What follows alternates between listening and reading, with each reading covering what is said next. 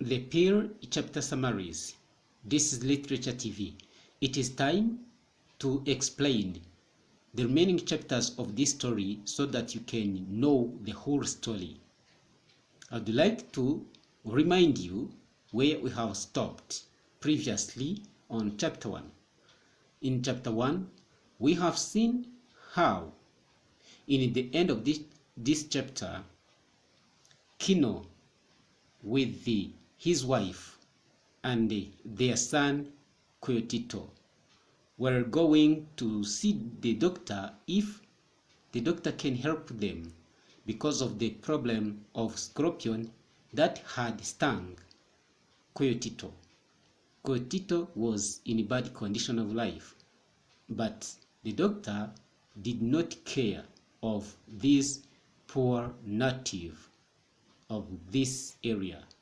So Kino was so sad and he punches the gate of the doctor and then blood shed on his knuckles. What happens next? Now let us hear the remaining story. Reka mbashimire cyane ko mwakomeje kubana natwe. Hari chapter 1 twabagejeho ya The Peer cyangwa se The Pearl, ni igitabo cyanditswe na John Steinbeck, aho twasohereje kuri chapter ya mbere aho Kino n'umugore we Juana ndetse n'umuhungu wabo Tito bari bagiye kureba umuganga kubera ikibazo cya scorpion yari yadwinze Tito, ariko biza kurangira umuganga bateye ibyatsi. Hanyuma Kino nawe nk'umuntu w'umugabo reactinga akubita ingumi kuri gate y'uriya muzungu cyangwa se y'uriya mugabo w'umuganga, hanyuma twasize avirirana amaraso. Ese byaje kurangira gute? Reka turebe chapter 2.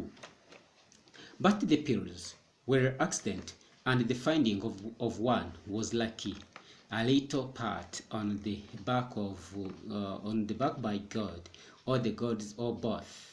Hano baratubwira rero kugira ngo uvumbure aya masaro cyangwa se izi pearl cyangwa pearl byasaga naho ari impanuka, ariko kubyita impanuka si ukuvuga ko byari ibintu biri très dangereux cyangwa se biteje ikibazo, ahubwo byari nk'amahirwe ku buryo rwose byabaga ari imboneka rimwe.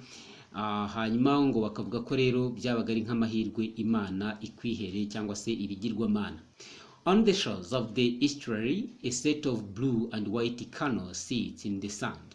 Hano bakatubwira ko aho ngaho nyine kuri iyo nyanja hari a set of blue and white canoes. Nukuvuga ngo hari amato baratubwira rero amabara yayo na amato y'ubururu ndetse n'umweru, ngo wasangaga ari aho ngaho ku mucanga. Crabs and lobsters poke out from their holes, and algae and seahorses drift aimlessly in the nearby currents. Hano rero icyo batubwira barimo baradescribinga cyangwa barimo baradusobanurira ahantu ko habaga hameze hari udusimba turi kugenda tuva mu myobo yatwo, birumvikana. Dogs and pigs scavenge the shoreline for sea drift in the hazy morning. Amid this scene, Kino and Juana walk down the beach to Kino's canoe. Hanyuma rero uko bakomeje bagenda badusobanurira uko aho hantu byari bimeze, imbwa ndetse n'ingurube ngo wasangaga nyine muri ibyo bihe wasangaga nyine ziri kugenda zihiga ibyo zirya hafi aho ngaho nyine ku nyanja mu gitondo. Hanyuma amid the scene, Kino and Juana walk down the beach to Kino's canoe. Bakatubwira ko rero hagati muri iyi chapter cyangwa muri iyi nkuru Kino na Juana baramanuka nyine bakegera bagiye kureba nyine ahantu ubwato bwa Kino buba buparitse aho ngaho ku musenyi. They are going to search for pearls, desperately hoping to find a pearl of sufficient value to persuade the doctor to treat the poisoned Kyoto.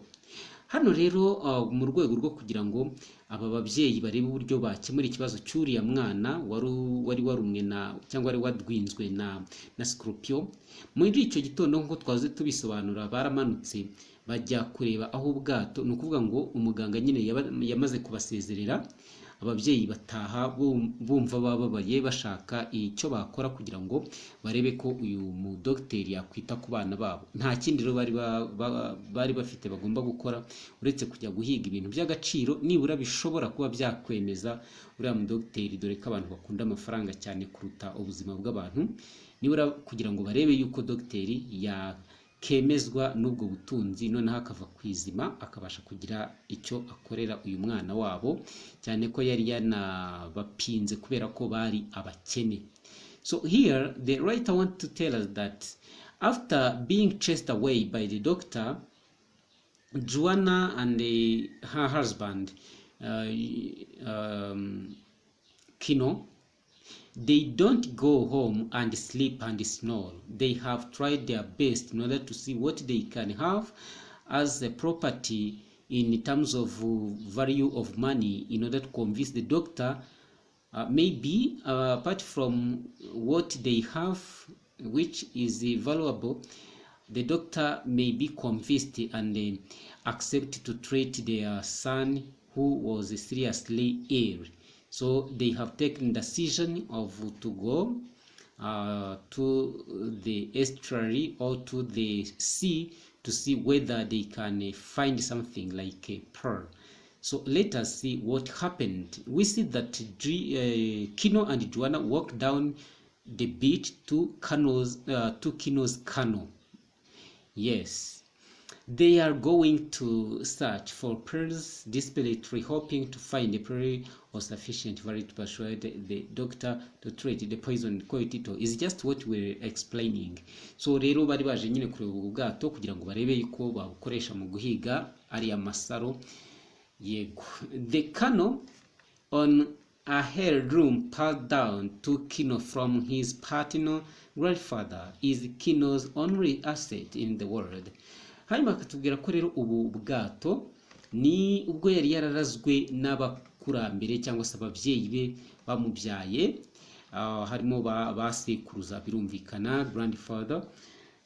Then bakatubwira ko iki nicyo kintu Kino yari afite cyonyine nk'umutungo. Kino lays his blanket in its bow. Juana rests Tito upon the blanket and places her shawl over him to protect him from the sun. Bahageze rero Juana yahise afata uyu yahise Kino lays blanket in its bow. Nukuvuga ngo yagize gute, yafashe uburangiti nyine araburambura arabusasa. Juana aryamisha Tito hejuru y'ubwo burangiti, hanyuma arangije amutwikiriza ikindi kintu cy'igishora kugira ngo amurinde izuba. Ubwo yarindaga nde Tito, biriho birumvikana bwari uburyo bwo guprotecting uyu mwana. Always parents are responsible for protecting the children against the harms. Juana, after doing that, what happened? She then wades into the water and collects some seaweed, which she applies gently to Tito's wound.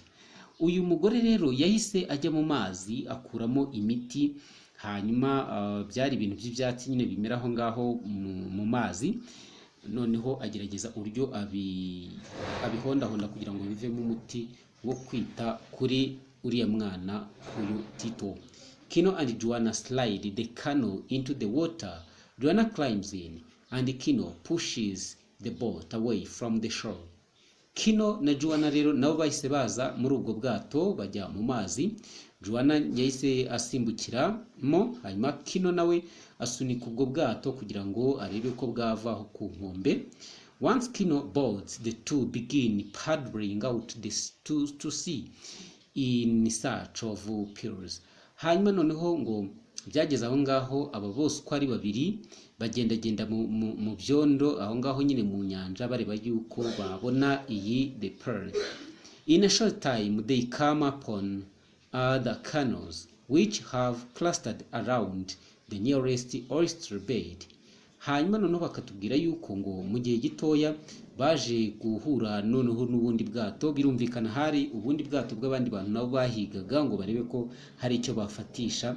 Aha rero ngo bari begereye ahantu izi part cyangwa se aya masaro yakundaga kuba aryamye cyangwa se asinziriye, no kuvuga aho yakundaga kuba ari.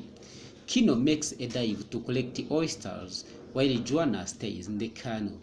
Kino yahise rero yibira mu mazi, to dive no kwibira mu mazi, hanyuma ngo kugira ngo arebe ko yatoragura biriya bintu nyine byabaga birimo ari amasaro, mu gihe Juana nawe yasigaye mu bwato asenga cyane kugira ngo arebe ko nibura umugabo we yagira amahirwe yo kugira icyo afatisha.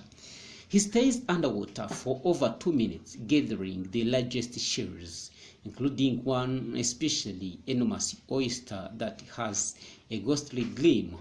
Hano rero baratubwira iki? Baratubwira ko uyu mugabo ngo yagiye akibira mu mazi akamaramo hafi iminota 2, ari kugenda nyine akusanya ibyo twakwita ni nk'ibikonoshwa byabaga birimo izo pearl cyangwa se birimo ayo masaro.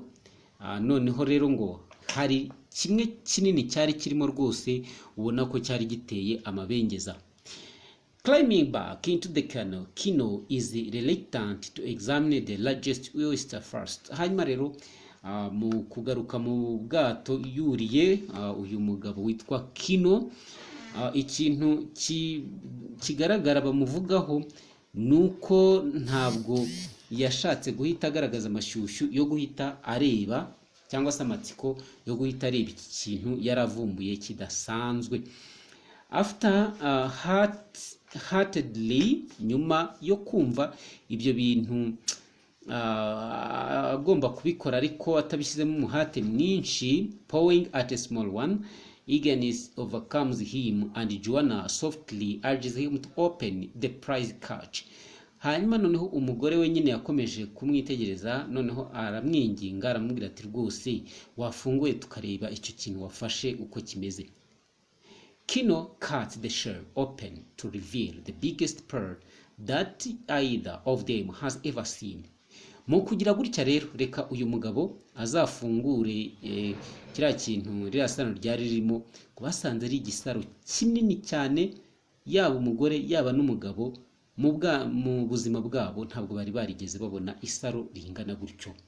Nearly breathless, Juana shrieks in astonishment to find that Coyotito's wound has improved in the presence of the great pearl.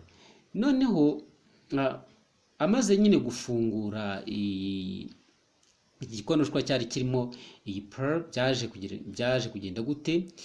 Uyu mugore yahise atera hejuru cyane n'amatsiko menshi no gutangara, ariko noneho aza kwikanga na Coyotito, igikomere cye cyakomeje kugira gute? Cyakomeje. Coyotito's wound has improved, donc in the presence of the great pearl. Donc nukuvuga ngo igikomere cy'uyu mwana cyari kitarakira muri make.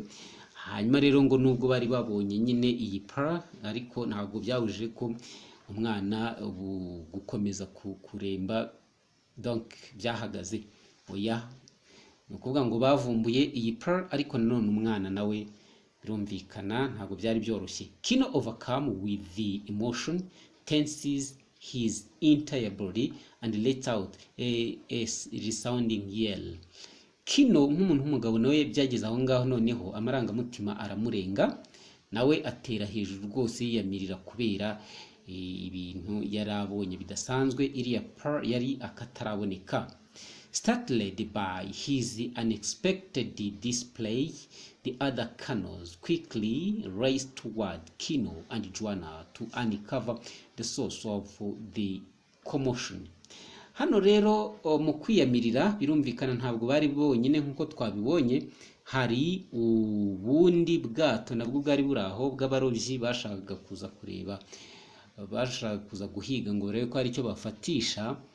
Abangaba rero kubera uburyo bumvise uyu mugabo nawe yari yiyamiriye, icyabayeho nuko nabo birumvikana bahise, abo barobyi bandi cyangwa se abo bahigi bandi bahise baza kureba igitumye uyu mugabo atera hejuru.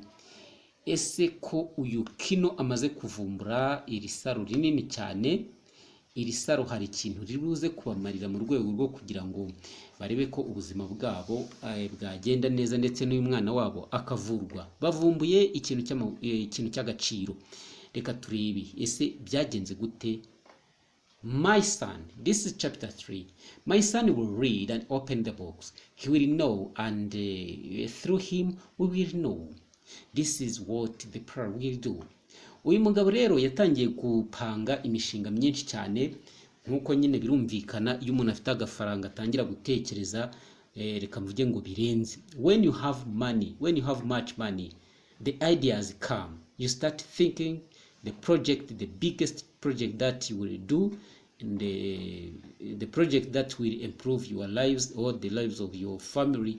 So, but the end is the only time that justify whether you have succeeded or failed. So you plan and do and wait the outcome. What will happen to this family? So uyu mugabo rero yatangiye nyine kugira gute, yatangiye kuvuga ati umwana wanjye icyambere agomba kwiga, agafungura ibitabo agasoma.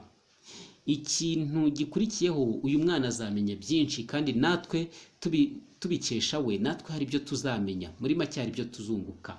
Ati rero ibi ngibi nibyo iyi par ije gukemura, iri saro nicyo kintu rije gukemura. Word of Kino's discovery travels quickly. Hanyuma rero ijambo ry'uko Kino hari icyo yavumbuye ni ukuvuga ngo ryakwiragiye ahantu hose mu buryo bwihuse nk'umurabyo. Even before Kino returns to his brush house, everyone in town knows that he has found the pearl of the world. Ndetse bakanatubwira yuko mbere yuko Kino asubira kuri ya nzu ye n'umuryango we, buri wese mu mujyi yari yamaze kumenya ibyamubayeho ko yavumbuye isaro ry'akataraboneka ku isi.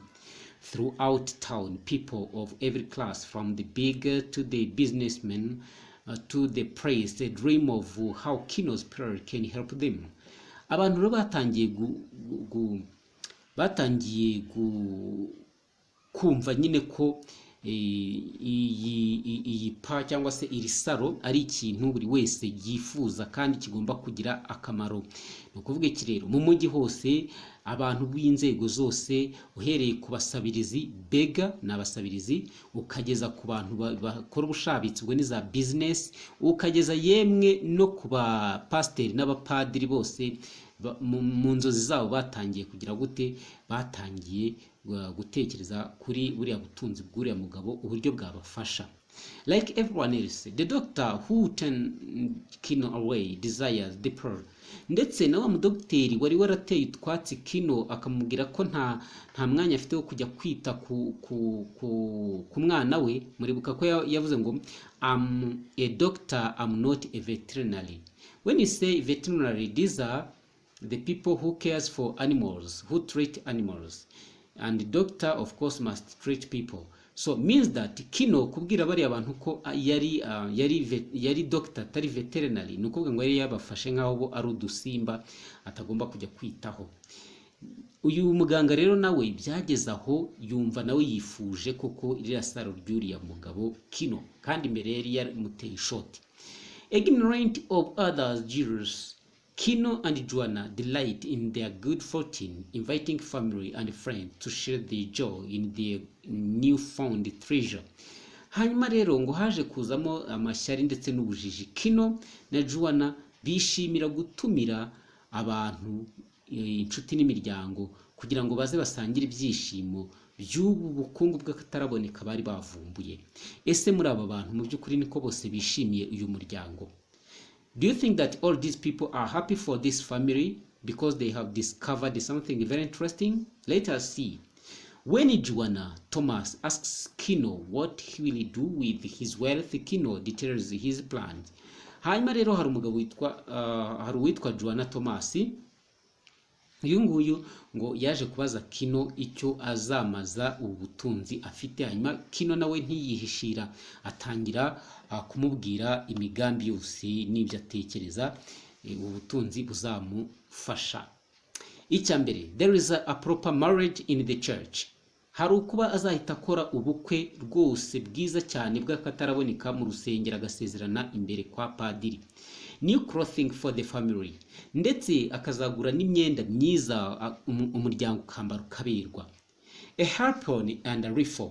Aravuga ati rero nzagura n'ikintu cyitwa intwaro zo guhiga, harimo n'imbunda, rifle na harpoon n'ubwoko bw'intwaro, among other things, ndetse hari n'ibindi byinshi nzakora.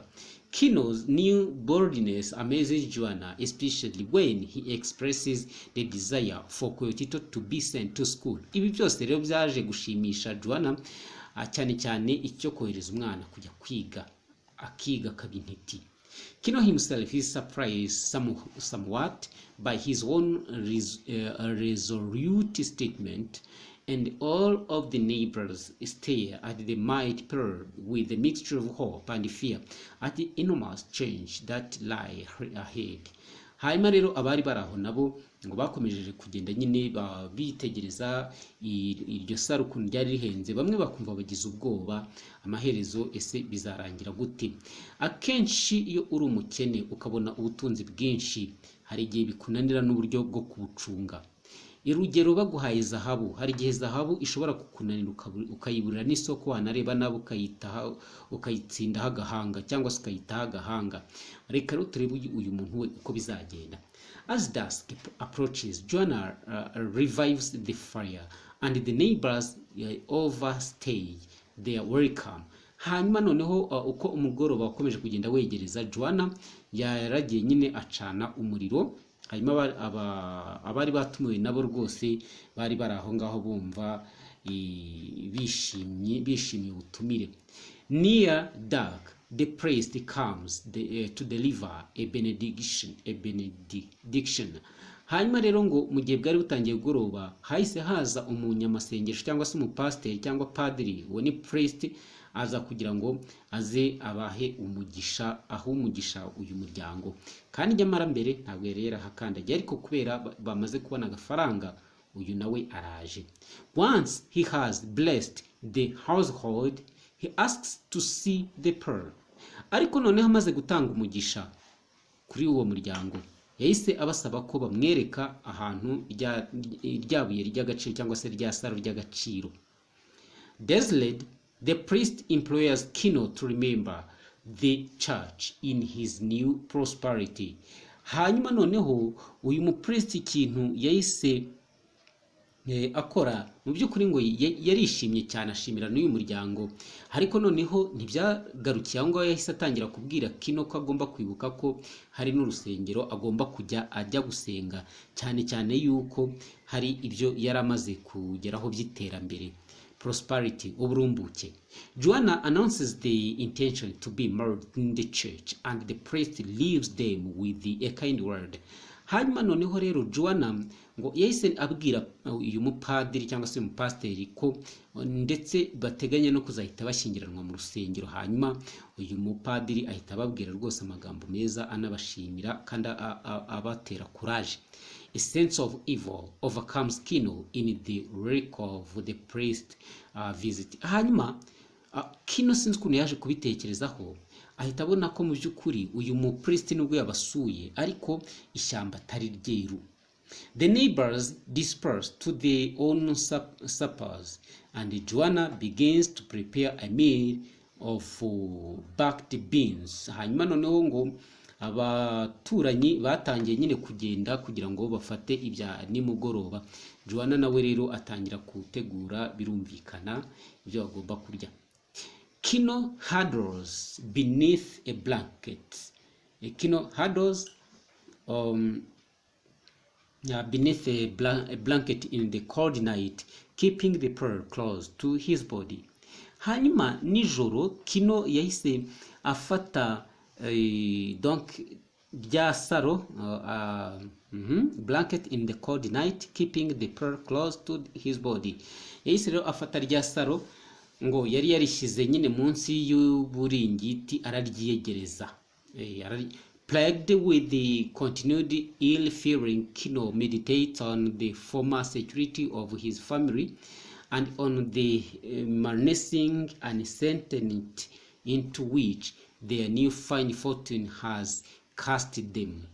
Hanyuma noneho rero uyu Kino ntabwo yari yashize amakenga ibyo ubu butunzi bwe, ko yatangiye no gutekereza no ku mutekano wabwo. Reka turebe. From the door of his brush house, Kino watches two men approach. Noneho Kino kubera ko bari batuye mu nzu y'ibyatsi, yatangiye kurebera mu myenge y'urugi, ahita abona hari abantu babiri bari baje aho ngaho mu gihe cya nijoro. The figures proved to be the doctor and his servant who have come to examine Coyotito's wound. Hanyuma yaje guhita abona ko abo bantu babiri yari umuganga ndetse n'umukozi we bari baje kugira ngo bapime Coyotito barebe igikomere cye uko bimeze. Kino brusquely dismisses the doctor's intentions, but when the doctor makes a sinister insinuation about the lingering potential for infection, Kino relents and allows him to enter. Hanyuma rero Kino yari yabanje gusa naho abangira kwinjira, ariko nyuma amaze kumva yuko baje kureba Coyotito uyu mwana wabo ngo arebe uko ameze, yaje kubakingurira. Juana is extremely suspicious of the doctor. Ariko Juana ntago yaje kubishira amakenga. Ndagira ngo nongere mbibutse ko Juana ari umugore wa Kino, akaba nyina wa Coyotito. Juana yakomeje kugira amakenga, atangira gukeka uyu mudokiteri waruje muri iri joro. But Kino reassures her. Ariko Kino nk'umuntu w'umugabo yihagararaho, amubwira ati humura mugore wanjye, aba bantu nta kintu bari budutware. When the doctor examines Coyotito, he contends that he has found evidence of complications and produces a capture of medication that he proceeds to administer. Hano rero uyu mu docteur ngo yahise avuga yuko rwose avumbuye ikiri gutuma Coyotito aremba cyane, bityo ahita afata umuti yari yazanye kugira ngo arebe ko nyine yawumuha, claiming that the poison will strike within an hour and that the medicine may prove life-saving. The doctor declares that he will return in an hour to check on Coyotito's progress. Uyu mudokiteri yarababwiye ati rero uyu muti ngiye guha uyu mwana wanyu, uyu muti rwose nirurangiza urahita ukemura ikibazo uyu mwana afite mu isaha rwose birabikemutse, atariko ndaza no kugaruka ndebe uko umwana ameze. Ngibyo ibyo mudokiteri. They peer in a corner of the brush house, concealing the hiding place from view. Iri buye rero ry'agaciro uyu mugabo ngo yari yarihishe hehe? Yari yarihishe muri kona cyangwa se mu mfuruka.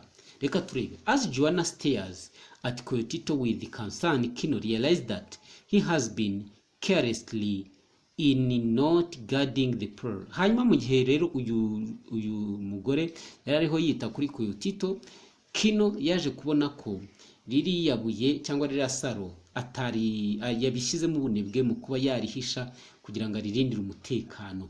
Without delay, he wraps the pearl in a rug, digs a hole and buries the pearl in a corner of the brush house. Aha rero niho twari tugeze. Ngo rero adatinze na gato yahise afata rya saro ahita arizingira mu byenda bishaje, acukura umwobo, hanyuma ahita arihisha ahantu mu mfuruka y'inzu, concealing the hiding place from view, kugira ngo arebe yuko aho donc yarihishe nyine haba ari umutekano kandi haba ari ahantu ashobora kuba yareba ariko ataburebwa n'umuntu wari wese. As Kino eats his supper, a small black puppy lingers in the doorway and shakes its tail nervously.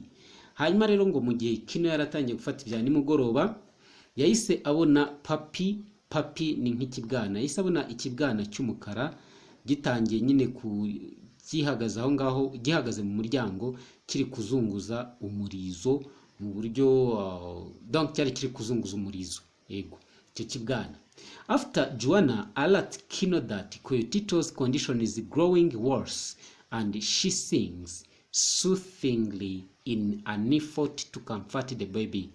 Hanyuma icyaje kubaho ni iki? Nuko uyu Juana yahise abwira umugabo we ko Coyotito rwose akomeje kuremba, igikomere cye kimeze nabi. Hanyuma noneho atangira kuririmba indirimbo zari zirimo agahinda ariko ari nizo kugira ngo arebe yuko zahoza uyu mwana wari uri kurira. Abamama ubundi y'umwana ameze nabi, abakera abo ntabwo nzi ko bimeze, baririmbiraga abana babo baba bamerewe nabi, abana bakumva utwo turirimbo bakagerageza gutuza niyo baba bari kubabara bakihangana. Nibyo uyu Juana yakoze. When Coyotito becomes visibly ill, an evil feeling kills Kino once again. Mu gihe rero uyu Coyotito akomeje kuremba cyane, uyu Kino yatangiye nawe kugira ibyiyumviro bisa naho bitari byiza cyane. The neighbors learn quickly of the doctor's visit and Coyotito's subsequent decline, and they convene at Kino's house to provide support. Hanyuma none bakatubwira yuko abaturanyi nabo bahise bamenya yuko doctor yari yaje aho ngaho, bityo Coyotito kugira the neighbors learn quickly of the doctor's visit and Coyotito's subsequent decline. Hanyuma noneho abaturanyi bari bamenye yuko ababyeyi ba Coyotito na Coyotito bari bagiye kugira gute, bari bagiye gusura uyu mudokiteri, ariko umudokiteri akaza kubatera utwatsi, kubirukana kwa kundi nyine twari twabisobanuye. And they reconvene at Kino's house to provide support. Bityo rero bahita bahurira, baraza bongera guhurira kwande kwa Kino kugira ngo barebe yuko hari icyo babafasha. The doctor reappears and a swift administered potion set Coyotito to rest. Hanyuma muri akanya ngo umudokiteri yahisaza, wa mudokiteri yahisaza, noneho ngo hari umuti yahaye uyu Coyotito bituma aruhuka, arasinzira. The doctor innocuously asks when Kino might be able to pay him. Hanyuma doctor akanya yahise atangira kubaza uyu Kino igihe azamwishyura, ariko noneho amubaza n'ijwi rituje. Kino explained that once he has sold his most valuable pearl, he will be able to pay. Kino yahise amubwira ati ntugire ikibazo, njyewe nindamuka ngurishije umutungo wanjye rwose nzakwishyura, ntuhangayike. Feigning ignorance about the pearl, the doctor offers to keep it in his safe. Hanyuma bitewe nuko uyu mudokiteri nawe yashatse kuzana ibintu by'ubujiji, yahise nta nubwo yarazi neza ubujiji, ntabwo yarazi neza agaciro k'iri saro, we yahise asaba uyu Kino kurimuha akaba ari buryibikira, ariko but Kino declined the offer, explaining that he intends to sell the pearl in the morning. Hanyuma Kino yahise amutera twatera amubwira ati reka vuga uvuye aho, ahubwo wetegereza ko mu gitondo iri saro ndaba narigurishe kandi ndakwishyura. The doctor expresses concern that the pearl might be stolen, and Kino inadvertently glances with fear at the corner where the pearl is buried. Hanyuma uyu mudokiteri yahise agaragaza ko ahangayikiye ko iri saro rishobora kwibwa. Hanyuma Kino noneho ngo abikora mu buryo atagambiriye, yerekeza amaso ariko afite n'ubwoba aho yari yagize gute, yari yahishe ririya saro. Later, when the doctor and the neighbors depart and it is time to sleep, Kino presses about the house anxiously, listening vigilantly for threatening noises. Noneho nyuma rero mu gihe abaturanyi ndetse n'uyu mudokiteri bamaze kugenda, cyari igihe nyine birumvikana cyo kuryama, Kino rero ngo yahise atangira kuzenguruka inzu yumva amajwi, ariko akayumva n'ubwitonzi kuko yumvaga ari amajwi ashobora kuba ari mu rusaku ruteye ubwoba. In a fit of precaution, he digs up the pillow and reburies in it beneath his sleeping mat. Hanyuma kubera ko yakomeje kugira amakenga n'ubwoba bw'iri saro, ikintu yakoze yahise agenda arivana handi yari yarihishe, aragenda noneho araricukurira, arishingura cyangwa se arishyira mu mwobo munsi y'ikirago yaryamagaho. Finally, Kino, Juana and Tito curled up together on the mat and attempted to sleep peacefully. Hanyuma byaje rero kurangira uyu muryango, ni ukuvuga ngo Kino, Juana ndetse na Tito bose baza kuryama kuri icyo kirago ngo bumve ko basinzira mu mahoro, ariko ntabwo ari ugupfa, byari ugusinzira. At first, Kino dreams of Tito's future success.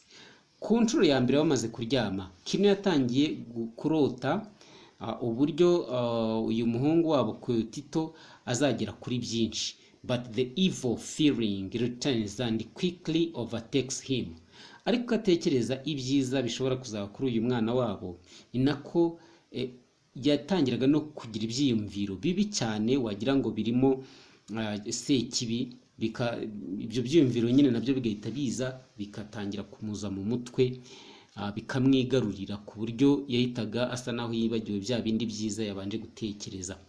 He stares restlessly waking Juana.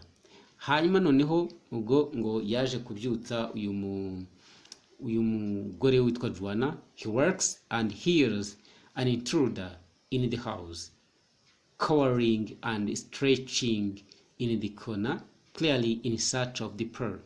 Hanyuma noneho mu gihe ibyo byiyumviro, ibyo bitekerezo byari bimurimo, yahise yumva umucengezi, intruder, umuntu udasanzwe aje mu nzu, atangira kugenda mu nguni ashakisha andi bari bashyize ryabuye cyangwa se rya saro ry'agaciro. Grabbing his knife, Kino leaps into the corner and struggles with the intruder, stabbing at him wildly. Kino rero akoze ishyano. Ushobora kwibaza ngo akoze ishyano akoze ni irihe? It is a scandal.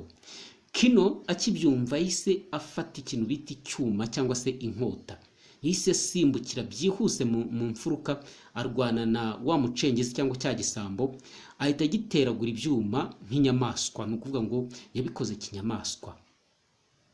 After a violent scuffle, the intruder flees, leaving Kino bloodied as Juana calls out to him in terror. Hanyuma byaje kugenda gute rero? Hano bari bamaze kutubwira ngo grabbing his knife, Kino leaps into the corner and struggles with the intruder, stabbing at him wildly. Amuteragura nyine ibyuma, ariko kubera ko barwanye cyane, uyu mujura wa ruje cyangwa uyu mucengezi yahise yirukanka nawe yakomerekeje Kino. Hanyuma noneho leaving Kino bloodied, donc yasize Kino nawe ari kuvirirana amaraso. Hanyuma Juana noneho atangira guhamagara umugabo we, ngira ngo yakekaga ko yapfuye. Icyo gihe yari afite ubwoba bwinshi cyane. Regaining her senses, she swiftly prepares a salve for Kino's bruised forehead. Hanyuma noneho ubwo yaratangiye kugarura agatima, yahise ategurira Kino mu buryo yagira gute yamuvura ku gahanga. Ubwo Kino yari yagize ikibazo ku gahanga. As she tends Kino's wounds, Juana rails against the pearl, calling it an evil plague upon them. Hanyuma nuko yaratangiye kwita kuri bikomere umugabo we yari yagize, uyu mugore yahise atangira gutekereza ko rya saro ari sekibi utangiye kuza kubateza ibyago. Kino remains adamant about the pearl's virtue. Ariko Kino we ntabwo yigeze atakariza icyizere iri saro bari bavumbuye, nubwo ryari ritangiye kubateza ibyago, baterwa n'abajura, bateragurana ibyuma n'ibindi byinshi cyane. insisting that it will be the road to salvation. Kino we yakomeje avuga ati nyamara iri saro nubwo wa mugore uri kuvuga gutyo mu by'ukuri rwose niryo ndi kubona nkaho ariyo nzira y'agakiza konyine dufite. Juana disagrees, declaring that it will destroy the entire family.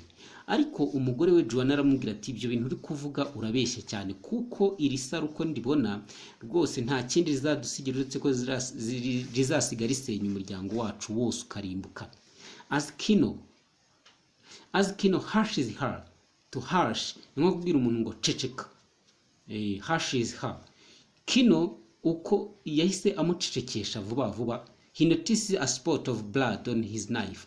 Yahise yitegereza ku cyuma yari afite abona hariho amaraso, which he removes. Ako kanya nyine ayo maraso ahita ayakuraho.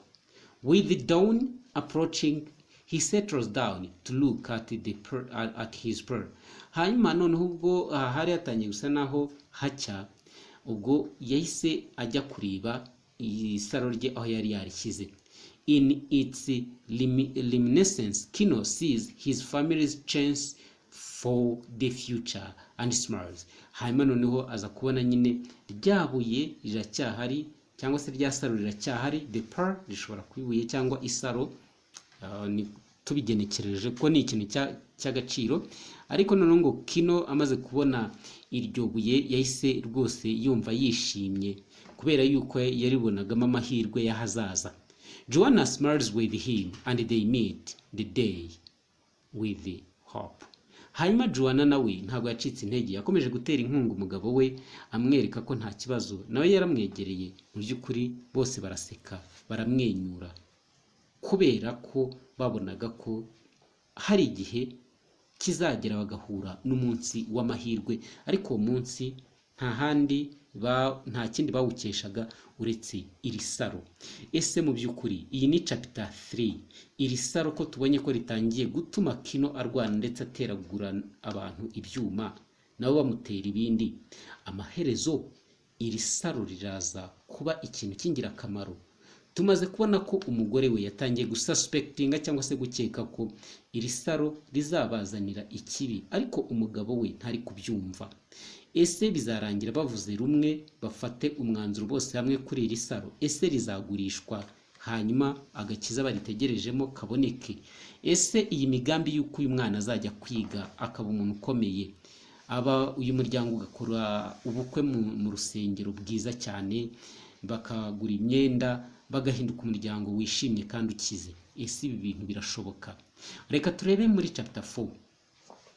Word spread throughout the town of the La Pazza that Kino will be selling his great pearl.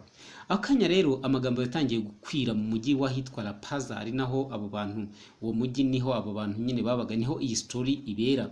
Bavuga ko Kino azagira gute, azajya kugurisha ubutunzi bwe bw'akataraboneka. The pearl buyers are especially excited, and the pearl fishers abandon their work for the day to witness the transactions. Noneho rero iki cyabaye igikorwa gikomeye cyane cyahuruje benshi, ariko harimo ikibazo. Nukuvuga ikire, nukuvuga ngo abantu bari bashinzwe kugura ubu butunzi, iyi the pearl, nabo bahise bumva rwose bagize amatsiko. Ndetse n'abarobyi bajyaga guhiga nabo izi pearl cyangwa se aya masaro mu mazi, nabo bahise bajugunya ubwato bwabo. Ntabwo ari ukubujugunya ko ntacyo bukimaze, ahubwo babutaye aho bwari buri, baraza barahurura baza kureba uburyo uyu mugabo Kino bari buze kumuha akayabo k'amafaranga. Ese barayamuhaye? Reka turebe. Over breakfast the morning, the brush house neighborhood teams with expectation and opinion. Nukuvuga iki rero, bakomeje batubwira yuko over breakfast that morning, donc bamaze gufata ibya mu gitondo muri ibiryo, amafunguro ya mu gitondo, abaturanyi bahise baza nyine bata amazu yabo baza kureba uko biri bugende. Kino, Juana and Tito wear their best clothes for the occasion, and Kino dons his hat with care, anxious to appear a serious, vigorous man of the world. Hanyuma noneho rero uyu muryango wabyiteguyemo gute? Nukuvuga ngo byasaga n'ahari umunsi w'akataraboneka.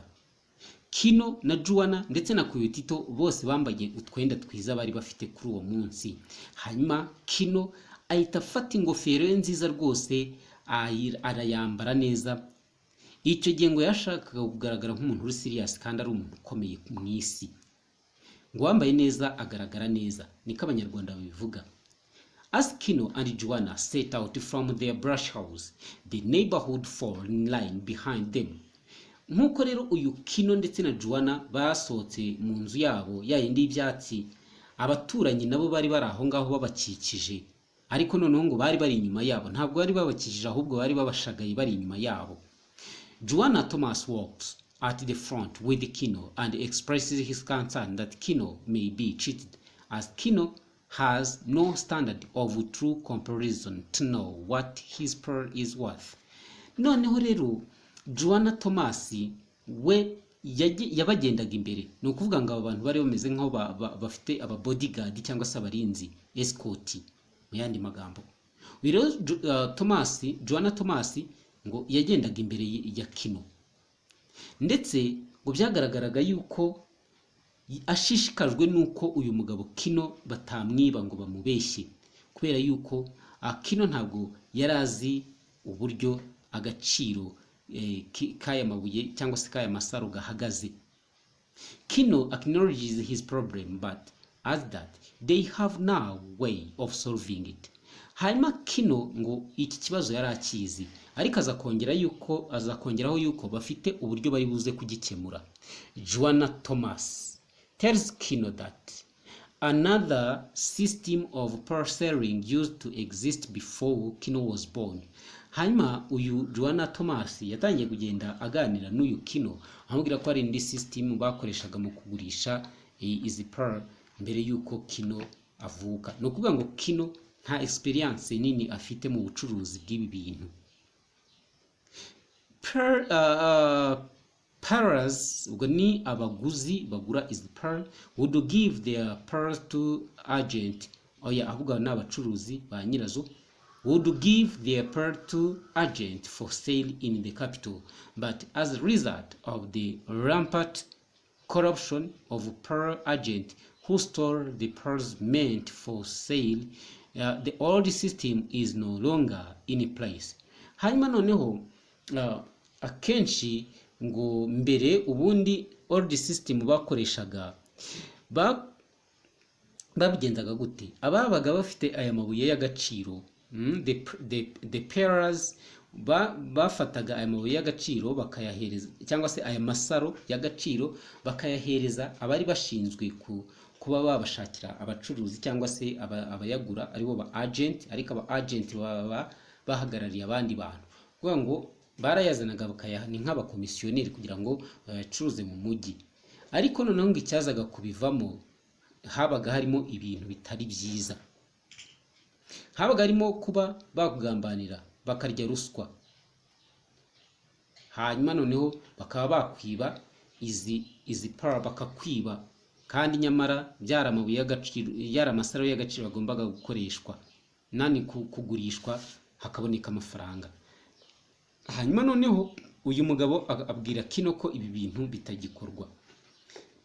Kino points out that according to the church, such a system must fail as it represents a vain effort of the part of the pearls to exceed their station in life.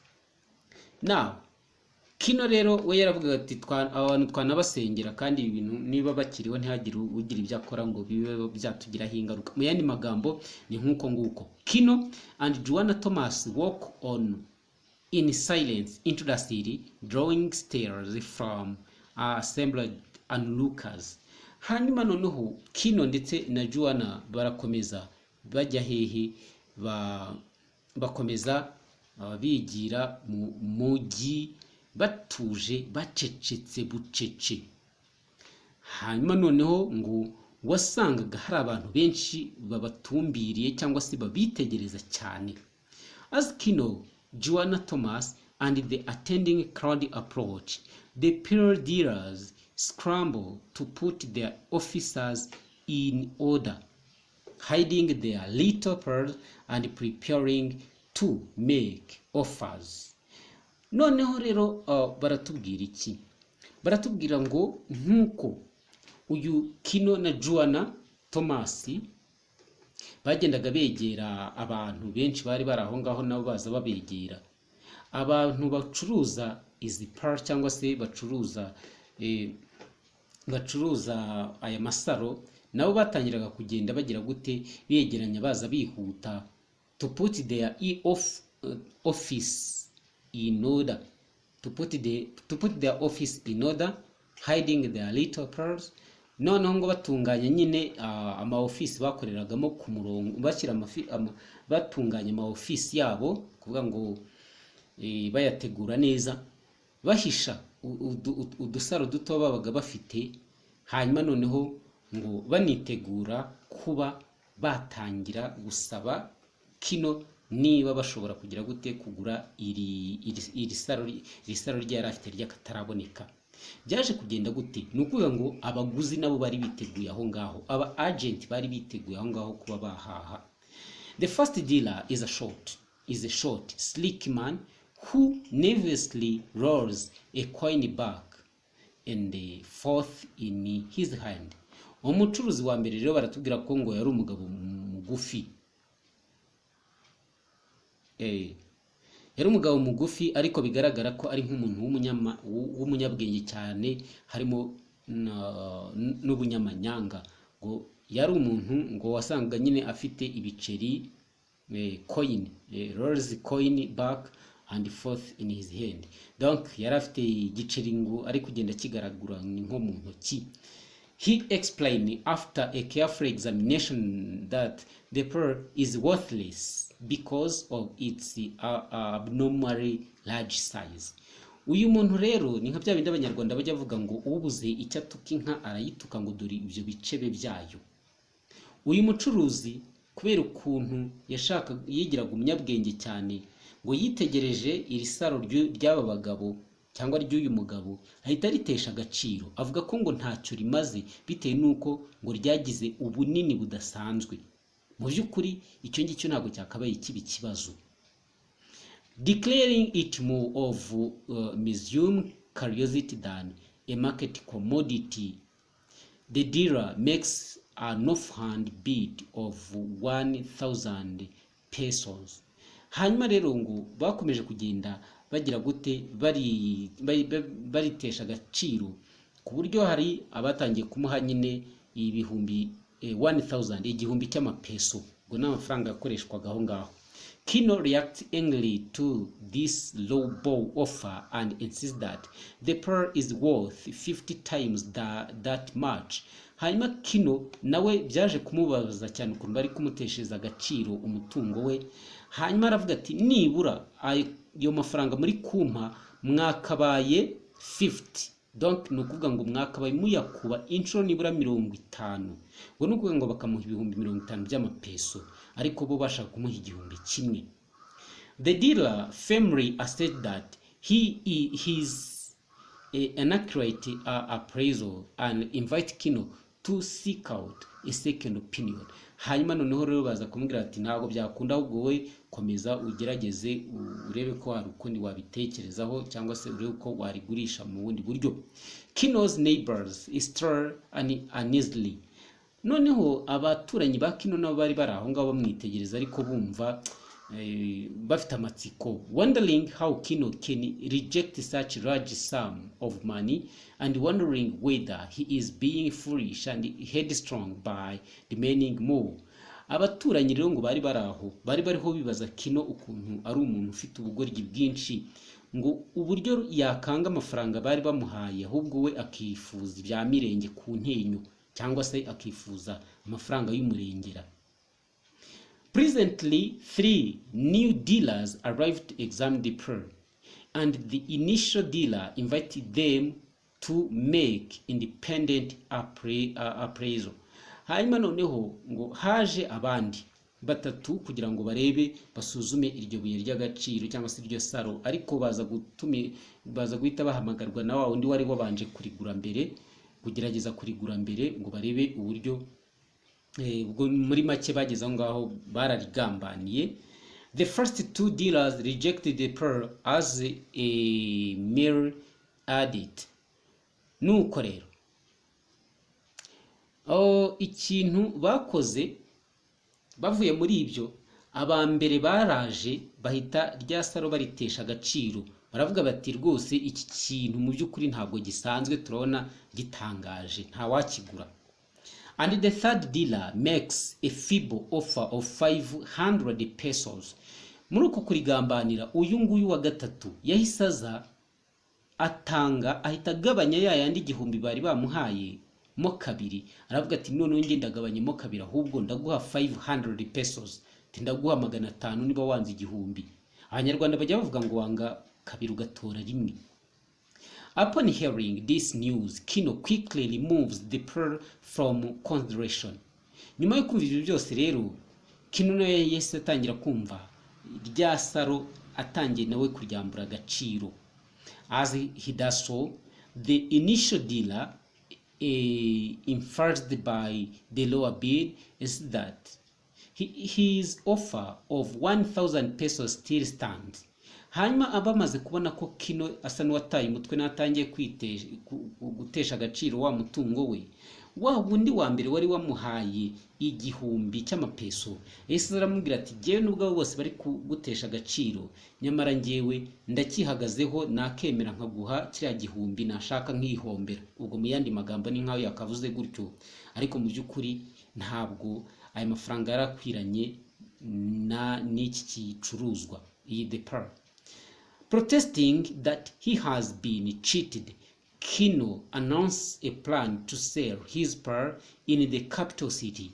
Hanyuma Kino amaze kubona ko abo bose nta kintu kizima bari kumubwira, yahise afata umwanzuro wo kuvuga ngo noneho ngiye kwimura iseta, njye gucururiza muri capital city, mu murwa mukuru. Ese mu by'ukuri mu murwa mukuru ho baraza kumuhahira ku giciro yifuza? Reka dukurikire turebe. His outburst raises the bid to 1,500 pesos, but Kino will have none of it. He fiercely pushes his way out of the crowd and starts the long walk home as Juana trails after him. Kino rero bakomeje kugenda baza bamuha udufaranga tw'intica ntikize, arangije nawe yumva umujinya uramwishe. Ikintu yahise akora, yahise asunika abantu bari bari aho ngashakishamo inzira, abacamo hagati, arangije ahita yigendera. Nuko umugore we nawe amwoma inyuma, bahita basubira mu rugo. Ese biraza kurangirira hehe? Reka turebe. At supper, Kino's neighbors debate the day's event. Hanyuma mu gihe bari batangiye gufata amafunguro ya nimugoroba, abaturanyi ba Kino nibwo batangiye gukora ikiganiro mpaka ku byabaye kuri uyu muturanyi wabo Kino. Some suggest that the dealers' appraisals were fair.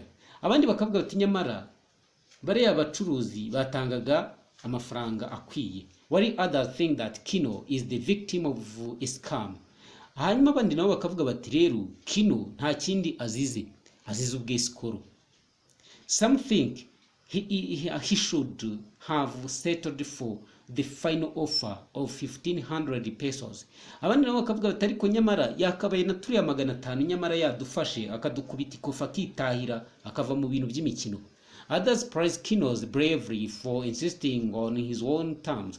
Abandi nabo bakavuga bati nyamara Kino twebwe turamushima, ni nk'umuntu w'intwari kubera yuko yihagazeho nk'umuntu w'umugabo, areka kujagarazwa n'abari abacuruzi batafite gahunda. Mu yandi magambo, meanwhile, in his brush house, Kino has buried the pearl under his sleeping mat. Ariko none tugarutse ku rundi ruhande kwa Kino, ubwo tuvuye mu baturanyi icyo bavugaga ku byari byabaye kuri uwo munsi. Tugarutse kwa Kino, turaza kubona yuko abo bari muri ya nzu yabo y'ibyatsi, yari yongeye afata rya saro arihisha munsi y'ikirago bararagaho. He sat brooding, nervous about his upcoming journey to the faraway capital. Hanyuma noneho yari yicaye, ibitekerezo byari biri kure. Brooding ni ukuvuga ngo yaratangiye gutekereza cyane, ariko yumva nababaye uburyo buri buke afata urundi rugendo rwo kwerekeza muri capital. Aho ntabwo hari ahantu hafi ngo hari kure. Juana watches him while she nurses Coyotito and prepares supper. hanyuma umugore we Juana nawe yari ari kumwitegereza yumiwe, ari nako yita kuri uyu mwana ku Tito. Muribuka ko indyanisha muri izo scorpion yari yamudwinze, afite igikomere kandi n'ubumara birumvikana bwari bwamwinjiye. Nanone kandi ni nako yari hategura ibya nimugoroba. Aba mama bafite akazi kenshi cyane, kabona bavuga ko ari umutima w'urugo. Nibyo Juana Thomas then enters to try to warn Kino of the dangers involved in going to the capital, but Kino is adamant about sending his pearl to secure a better future for his son. Hanyuma hari uyu Juana Thomas yakomeje kuza kumureba, aza atangira kumuburira amubwira yuko urugendo rwo kujya hariya mu mujyi rushobora kuba ari danger, cyangwa se rushobora kuba rurimo ibyago. Ariko Kino aravuga ati yewe ibyo wambwira byose urandika ku mazi, cyangwa se ni nko kumena amazi ku rutare, kubera yuko ngewe ngambiriye yuko umwana wanjye byanga bikunda agomba kuzagira heza, ejo heza, kubera yuko iri saro rigomba kugira icyo rikora. Unable to convince Kino to heed his warning, Juana Thomas returned home. Amaze kubona ko uyu mugabo yanze kuva ku izima, Juana Thomas yisubirira iwe mu rugo. That night Kino goes without supper. Kuri uwo mugoroba, muri iryo joro, Kino yagiye adafashe ibya nimugoroba. He sit awake to protect the pearl and continues to pore over the details of his problem. Hanyuma aricara, yari yicaye kugira ngo arebe yuko yarinda iri saro rye, ndetse no kugira ngo arebe yuko yagira gute yakemura ibibazo yari yifitiye. Juana keeps her own silent vigil, intending to support Kino with her company. Ariko uyu Juana nawe yakomeje kuba iruhande, yakomeje kumuha iruhande, ntigeze amutererana. Suddenly Kino senses an evil presence.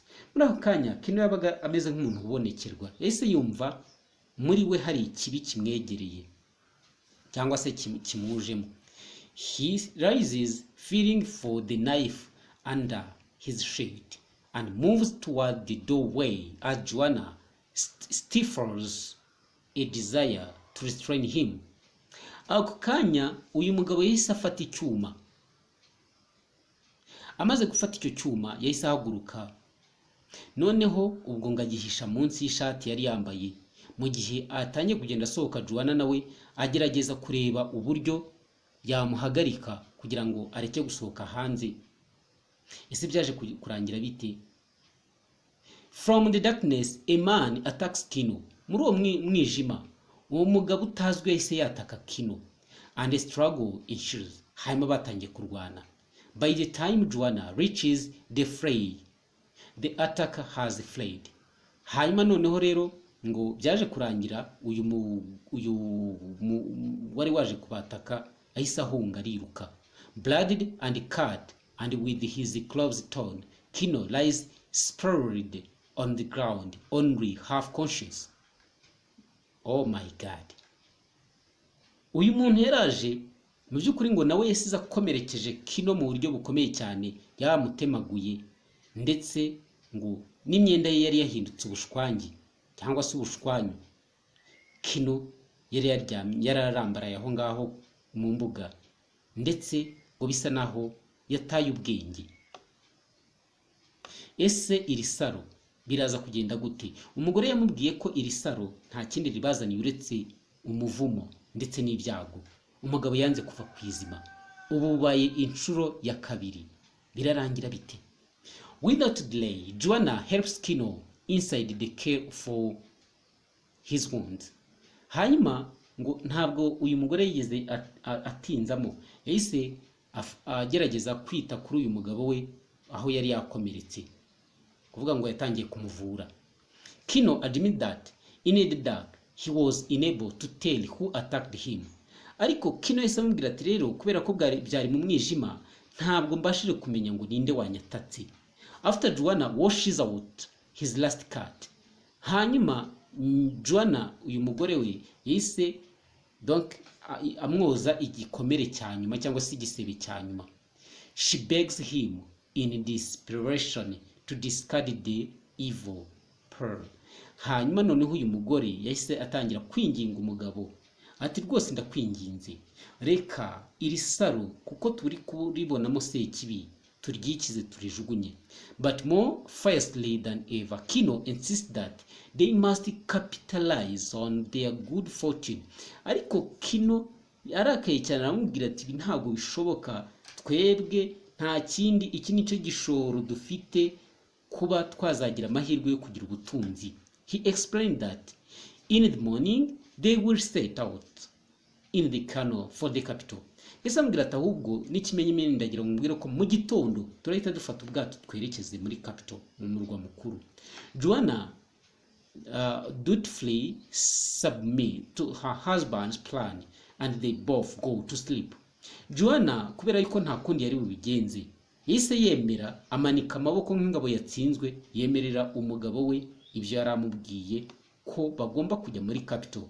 Ese aha muri capital bazagerayo amahoro? Ese bizagenda gute? Mu by'ukuri bizarangira uyu mugabo agurishije ubu butunzi bwe? Iyi ni chapter 5 tugezeho, ntuyicikwe.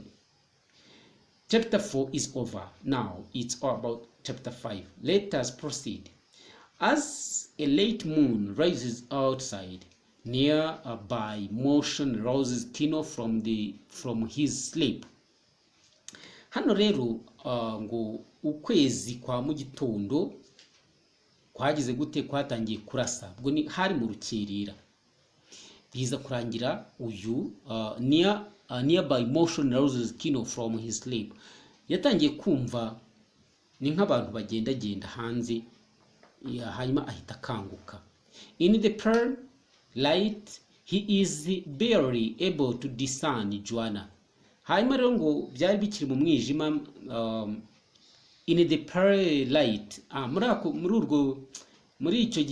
urwo rwezezi cyangwa mu cyezezi byasaga naho hari light cyangwa se urumuri. Murumva nyine ukwezi kwari kuri kumurika, ntabwo yabashije kumenya, ntabwo yabashije kubona neza, ntabwo yabashije kubona neza Juana, who moves toward the fireplace. Uyu Juana ngo yarabyutse ari kugenda yerekeza ku mashyiga aho bacanaga, fireplace, quietly gathers the pearl and sneaks out into the night.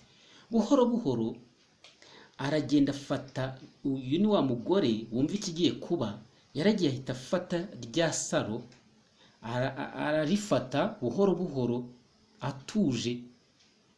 Hanyuma iri saro yararijyanye hehe? Kino stealthily follows her as she heads toward the shore. Hanyuma Kino nawe araceceka aramucunga, amugenda inyuma buhoro buhoro, uko uyu mugore yari yerekeje hehe? Yari yerekeje andi ku nkombe aza ya nyanja. When she hears him in pursuit, Juana breaks into a run. Hanyuma Juana yumva umugabo yamukurikiye, akanya yise afumyamo ariruka. But Kino apprehends her just as she is preparing to hurl the pearl into the water. Kino amurusha amaguru, ariruka amurusha umuvuduko, aba amugezeho, asanga umugore ahagaze neza ku nkombe, ahagaze yiteguye kujugunya rya saro muri ya nyanja, mu mazi. Byaje kugenda gute? Ese uyu mugabo yaramwihoreye ararijugunya? Reka twumve. Grabbing the pearl from her, he punches her in the face and kicks her in the side when she falls down. Umugabo yahise afata rya saro aryambura wa mugore, arangije amukubita ingumi nyinshi mu maso, amukubita imigeri mu mbavu, umugore yahise aryama hasi. Oh my God, that is so dangerous. It is the saddest story. The family before lived in a peaceful life, but now because of this pearl, the family start being so dangerous. You see, the man now is becoming like an animal, a dangerous animal. Start beating his wife, his beloved wife. But before, this was not like that. Let's see what happens. Ese umugore yarapfuye. As Kino hovers over Juana, The waves break up on her crumbly body. He hisses menacingly above her, then turns in disgust and leaves her without word. Hanyuma noneho ngo yaramukubise amugira interi, ariko byaje kurangira amutaye aho ngaho arigendera. As Kino makes his way up the beach, a group of men assault him. Hanyuma noneho uyu mugabo amaze gukubita uyu mugore we rwose bya kinyamaswa, ngo yahise ava aho ngaho aragenda. Ariko se noneho muri uko kugenda byaje kumugendekera gute? Yaje nawe guhita yatakwa n'abagabo. Kino struggles violently as they paw and prod at him. Hanyuma Kino yagerageje kurwana nabo, ararwana karahava, barwana inkundura.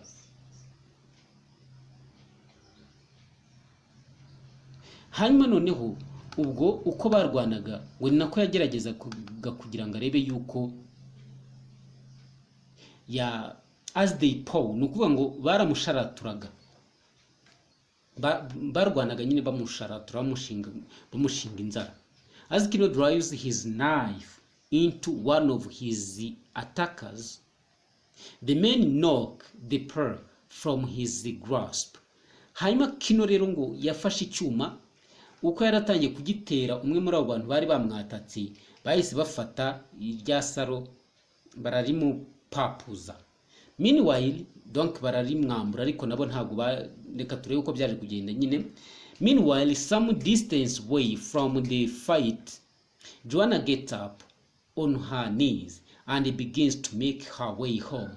Hanyuma muri ako kanya aho Juana ngo we yari yasigaye aryamye, uriya mugabo yamukubise, nawe ngo yahise ahaguruka atangira kugenda mu rugo, atangira gutaha. Climbing through the brush, she sees the pearl lying in the path. Ni ukuvuga ngo ba bantu uko bakarwanye Kino bamutesha rya saro, yahise ritakara mu nzira.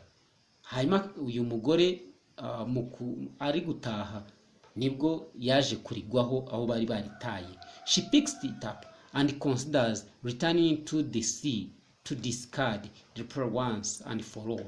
Hanyuma amaze kuritoragura yahise itangira gutekereza kongera gusubira kurijugunya. Isi yararijugunye, reka turebe. At this moment Juana spies two dark figures lying in the road and recognizes one of them as Kino. Hanyuma noneho Juana yahise abona muri uwo mwijima abantu babiri bari baryamye mu muhanda, ariko yaje guhita amenyamo umwe, abona ameze nka Kino. In the next instant, Juana realized that Kino has killed the man slumped by his side. Hanyuma mu kwitegereza neza yahise abona ko Kino yishe umugabo umwe muri abo bari baryamye aho, ariko Kino nawe yari akiri aho ngaho. Uwo yari yishe yaramuryamye iruhande. Kino yatangiye kwica, yabaye umwicanyi. Because of what? Because of the pearl. Juana drags the dead body into the brush and then helps Kino. Juana nawe yabaye umugore w'intwari, yahise afata wa murambo w'umugabo umwe wari uryamye iruhande rwa Kino, arawukurura aragenda awujugunya mu gihuru. Hanyuma arangije afata umugabo we atangira kumusindagiza. Who mourns about losing his pearl. Uyu mugabo rero ngo nta kindi cyari kimubabaje, mu byo yavugaga byose yatakaga avuze induru yuko isaro rye ryatakaye, ariko ntabwo yari azi ko umugore yaritoraguye. Juana silences him by showing him the pearl and explains that they must flee immediately because Kino has committed a horrible crime. Hanyuma uyu mugore yahise amucecekesha, ari nakamwereka rya sara amubwira ati humura mugabo wanjye, dore naritoraguye, wowe hubwo ceceka utuze, aho icyo tugomba gukora ni uguhita duhunga kubera yuko wakoze icyaha giteye ubwoba kandi gikaze, a horrible crime. Kino protests that he acted in self-defense, but Juana asks that his alibi will not matter at all to the authorities. Hanyuma uyu mugabo yahise atangira kumubwira ati rero ndibyo nakoze nirwanaga nk'umuntu w'umugabo, njye ndumva nta cyaha mfite ko nirwanagaho. Ariko Juana umugore baramubwira ati rero ibyo wakwibwira byose ibi ntabwo waza kubisobanura abayobozi bacu, ntabwo ibyo babyumva ko yirwanagaho, byanga bikunda urafatwa nk'umwicanyi. Kino realized that Juana is right and they resolve to flee. Hanyuma Kino yabera ahita yumva ko umugore we afite ukuri, hanyuma afata umwanzuro wo guhunga. While Juana runs back to the brush house to grab Kuyutito, Kino returns to the beach to ready his canoe for the escape. Mungero uyu Juana yahise yirukanka ajya kuri ya nzu yabo y'ibyatsi babagamo kugira ngo afate Kuyutito. Umugabo nawe yahise yerekeza ku mazi ajya gutunganya ubwato kugira ngo bahunge. He find that someone has punched a large hole in the boat bottom.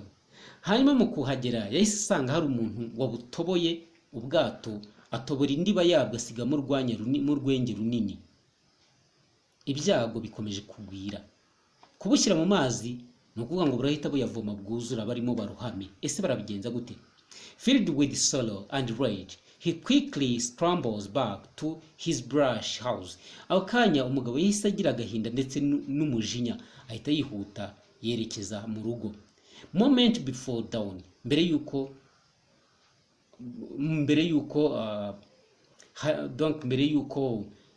bucya. As he arrives in vicinity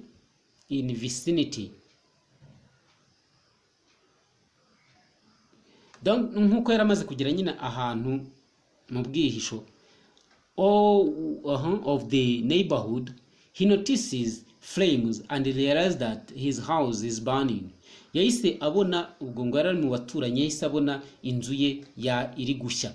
As he runs toward the fire, Juana meets him with Kuyutito in her arms. Mu gihe rero yaragize ubwoba azi ko umugore n'umwana bahiriyemo, yahise yirukanka kugira ngo ajye kureba uko byagenze. Yahise ahura nabo mu nzira. She confirms that their house has been burned down completely. Uyu mugore yahise amubwira ati wowe ntacyo uri kuvuga, icecekera inzu yacu yamaze guhinduka umuyonga. As the neighbors rush to control the fire and to save their own houses, Kino, Juana and Kuyutito dug between the shadows and into Juana Thomas' house. Hanyuma abaturanyi bahise bihuta bajya kuzimya inzu y'abo bantu kugira ngo barebe yuko itakongeza n'izabo ngo zifatwe, ko zari inzu z'ibyatsi imwe hiyita ikongeza indi cyane cyane iyo zegeranye. Hanyuma uyu Kino n'umuryango wese bagenda bajya kwisha kwa Juana Thomas. In darkness inside the Juana Thomas house, Kino and Juana listen as the neighbors attempt to subdue the fire and speculate that Kino and Juana have been killed in the blaze. Hanyuma noneho muri uwo mwijima uko bari muri iyi nzu yo kwa Juana Thomas, Kino na Juana batangiye kumva abaturanyi bagenda bavuga ko byanga bikunda Kino na Juana n'umuryango wose wahiriye muri iyi nkongi y'umuriro, ariko nyamara ntabwo bari bahiye ahubwo bari bahunze. The couple can only listen as Juana Thomas's wife Apollonia was in mourning for the loss of her relatives. Hanyuma noneho ngo aba bantu batangiye kumva umugore wa Juana Thomas Apollonia nawe atangiye kugira gute, atangiye kurira avuga yuko yatakaje abavandimwe. When Apollonia returns to her house to change head shawl, nyuma rero uyu Apollonia agarutse mu rugo kugira ngo ahindure igitambaro yari yambaye mu mutwe, Kino whispers to her explaining that they are taking refuge. Uyu Kino yahise amwegera aramwongorera amubwira gake aravuga ati nyamara rero dore twahunze, dore turi hano. Kino instructs Apollonia to bring Juana Thomas to them and to keep their whereabouts a secret. Hanyuma noneho uyu Kino yahise abwira Apollonia ko agomba kuzana Juana Thomas bakaza bakabonana, hanyuma akamubwira yuko bagomba kubigira ibanga ntihagire uwo babwira ko bahungiye aho ngaho. She complies and Juana Thomas arrives. Moment later, posting Apollonia at the door to keep watch while he talks with Kino. Hanyuma yahise abwira umugore we Apollonia aramubwira ati wowe usigara ngaho ku rugi turebere hatagira abantu batugwa gitumo bagasanga tuganira, nihagira abantu baza wowe utubwire, kugira ngo muri make byaro kugira ngo uyu Kino, Juana na Tito hatagira abantu bavumbura yuko bihishe aho ngaho kwa Apolonia na Juana Thomas. Kino explained that he inadvertently killed man after being attacked in the darkness. Hanyuma yatangiye kumubwira ati rero muvandimwe, dore byambayeho, je nishe umuntu mu mwijima, cyane cyane yuko yaraje anyataka, nahise nirwanaho ndamurangiza. Juana Thomas blames this misfortune on the pearl and advised Kino to sell it without delay. Hanyuma Juana Thomas yahise amubwira ati iyi myaku yose uri kugenda uhura nayo ni ukubera iki gisaro ufite, nyabona gerageza uhita ukigurisha vuba vuba. Kino, however, is more focused on his losses, detailing the destruction of his canoe and his house. Ariko uyu Kino yarababajwe cyane n'ibyo yatakaje. Urugero, ubwato bwe yararazwe n'ababyeyi barabushwanyaguje, inzu ye nayo irahiye, ibibazo bibaye byinshi. He implores Juana Thomas to hide them in his house for a night. Hanyuma aramubwira ati rwose ndakwinginze mfasha Juana Thomas, umpishe n'umuryango wanjye muri iri joro, until they can gather themselves and make second attempt to flee. Hanyuma noneho udufashe kugira ngo turebe yuko twakongera kugerageza gupanga uburyo twahunga. Juana Thomas hesitated to bring danger upon himself, but ultimately agreed to shelter them and keep silent about the plan. Hanyuma uyu Juana Thomas yahise yumva ari ibintu bikaze, abanza gushidikanya, yumva ko ibintu agiye gukora byo gucumbikira abantu ubwe ari ukwikurura ibyago, ariko nyamara byaje kurangira abemereye, yigerekaho urusyo, arababwira ati rwose mwebwe muhumure ndabacumbikira. Ese byaje kurangira gute? That afternoon Kino and Juana crouched together in silence, listening to the neighbors discuss them among the ashes outside. Hanyuma ngo kuri uwo mugoroba uyu in the afternoon, mu masaha ya nyuma saa sita, Kino na Juana donc bari hamwe ariko bacecetse, banumviriza uburyo abaturage bagendaga baganira bavuga ku bijyanye n'iki ashes. Iyo tuze ash ni umuyonga, bavuga uburyo imitungo yabo yahiye igahinduka umuyonga. Ese ibi bintu biraza kurangira gute? Ntabwo byoroshye. Uyu mugabo yemeye guhisha uyu muryango, ese biraza kumugwa amahoro? Aba bantu ntabwo bifuza ko hari umuntu wamenya aho bari. Ese birarangira bamenyekanye? Uyu mugabo kandi afite isaro ashaka kugurisha. Ese biraza kurangira abonye uburyo ari bugurishe iri saro? Ntabwo byoroshye. Muri make iki gitabo kirimo kiravuga ku buryo ushobora kubona ubutunzi, ariko ubu butunzi bukaza kukubera ikibazo gikomeye cyane.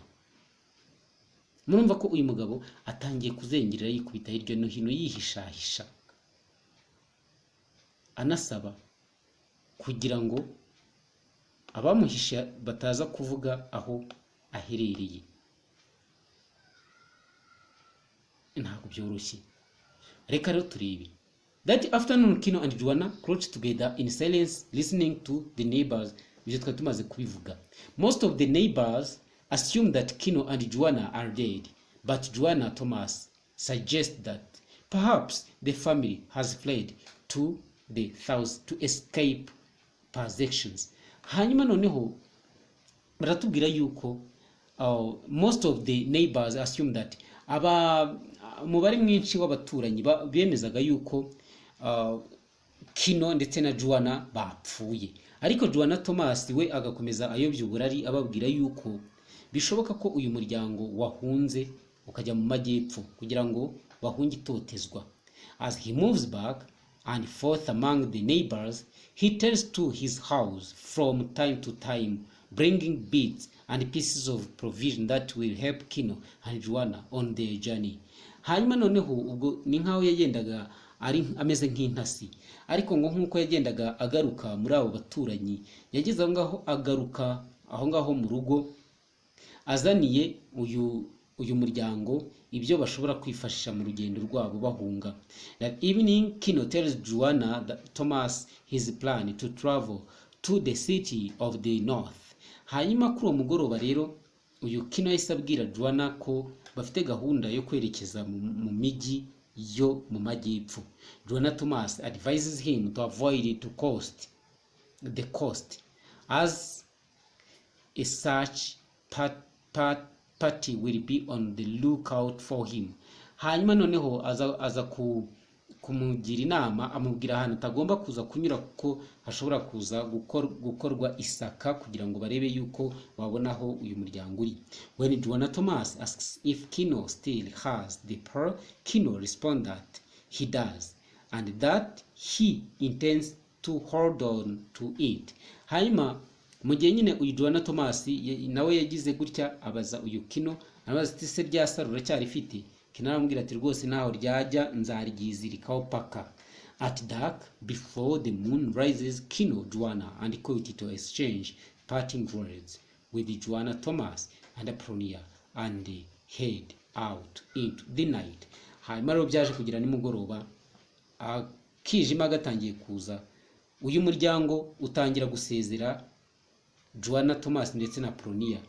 Barangije bahita bafata urugendo baragenda. Ese bagezeyo amahoro? Byaje kurangira gute? Reka twumve inkuru ikurikiraho. Chapter 6, the last one. And once some large animal lumbered away, crackingly the undergrowth as it went. And Kino gripped the handle of the big working knife and took a sense of protection from it. Hano baratubwira iki? Baratubwira ngo byaje kugira ngo nyine inyamaswa nini, large animal lumbered, inyamaswa nini itangira kugenda nyine ihunga, lumbered away, ariko ngo yagendaga imeze nkaho nta mbaraga ifite, cracking the undergrowth as it went. Noneho aha ngaha iyi nyamaswa uko barayidescribinga cyangwa se barimo barayisesengura nkaho ari inyamaswa yari inaniwe wenda kubera impamvu runaka. Cracking the undergrowth as it went, ubwo ngo niko yagendaga nyine ihungabanya ibintu byari biri aho ngaho uko yagendaga itambuka. Ese iyi nyamaswa ni iyihe? Now, iyo uze undergrowth, ahanga ni nko kuvuga vegetation cyangwa se ibimera. Nukuvuga ngo nyine urumva inyamaswa igenda mu ishyamba hari byigenda ihungabanya. And Kino gripped the handle of the big working knife. Hanyuma noneho uyu Kino nawe ngo yahise afata inkota, ayifata ku rwubati. Oya ntago ari urwubati, ahubwo ayifata ku kirindi.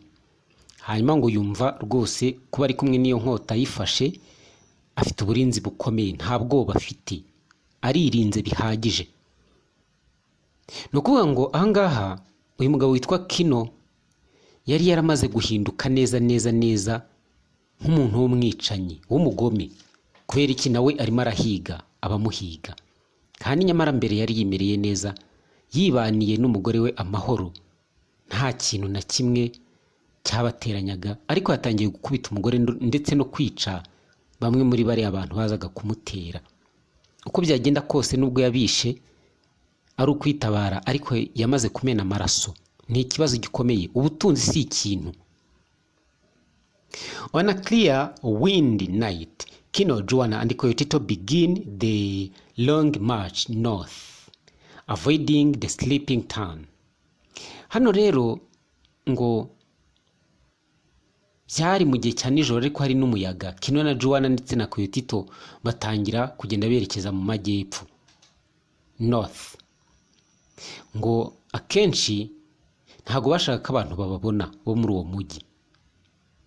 Outside of town, they follow a road, carefully walking in a wheel routes to cancel their tracks. Hano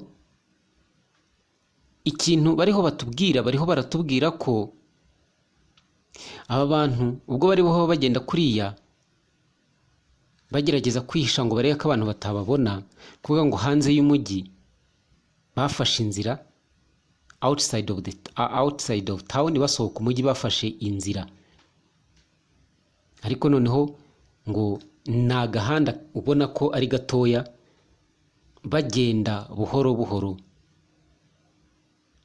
They work all night and make camp in a roadside shelter at sunrise.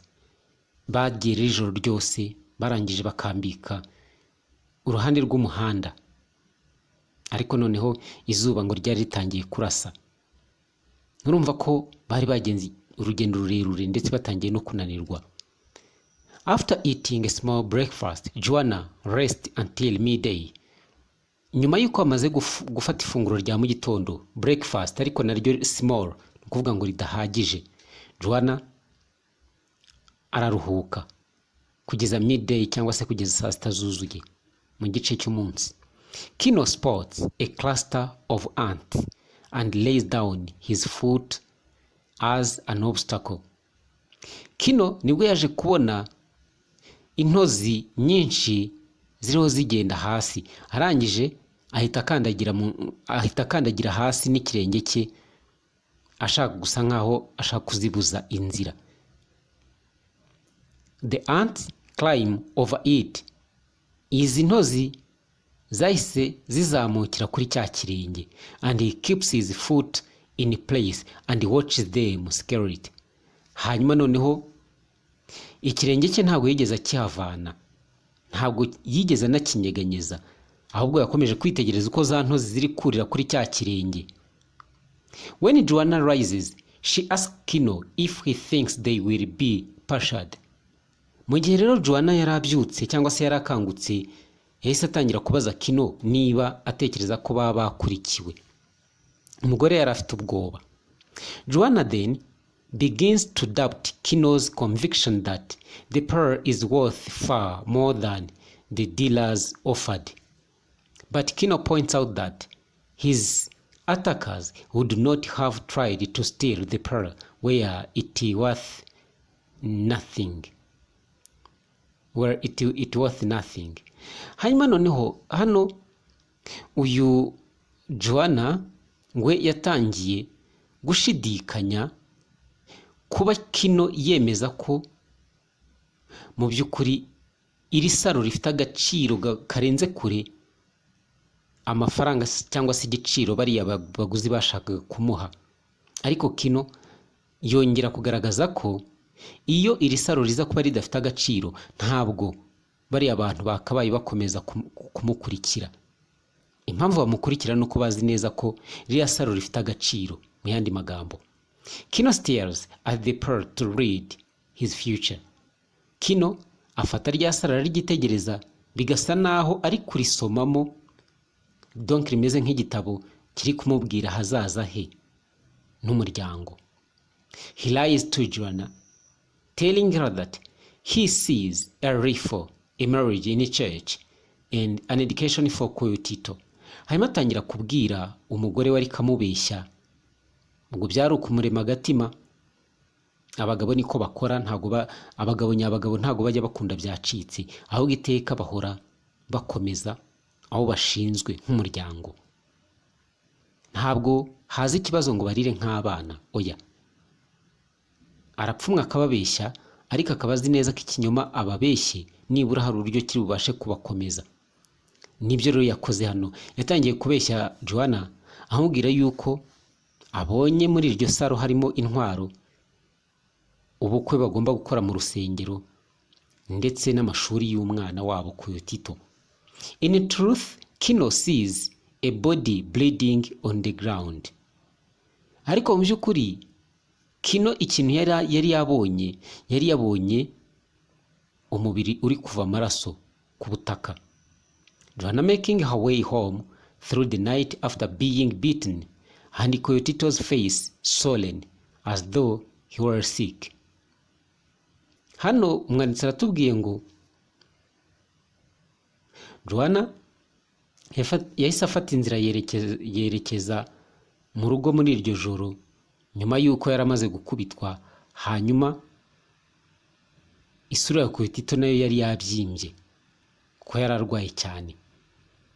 The family retreats further into the shade for another rest. Noneho baratubwira ngo uyu muryango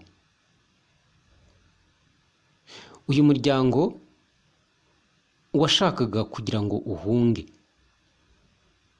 ubone uburyo wabona aho kuruhukira, ahandi hantu waruhukira. While Kino sleeps soundly, Juana is restless. Hanyuma mu gihe uyu Kino yari aryamye yatangiye kugona n'amajwi yo hejuru, yatangiye kubita umugono. Hanyuma Juana we abura ibitotsi, is restless, ntago yigeze aruhuka.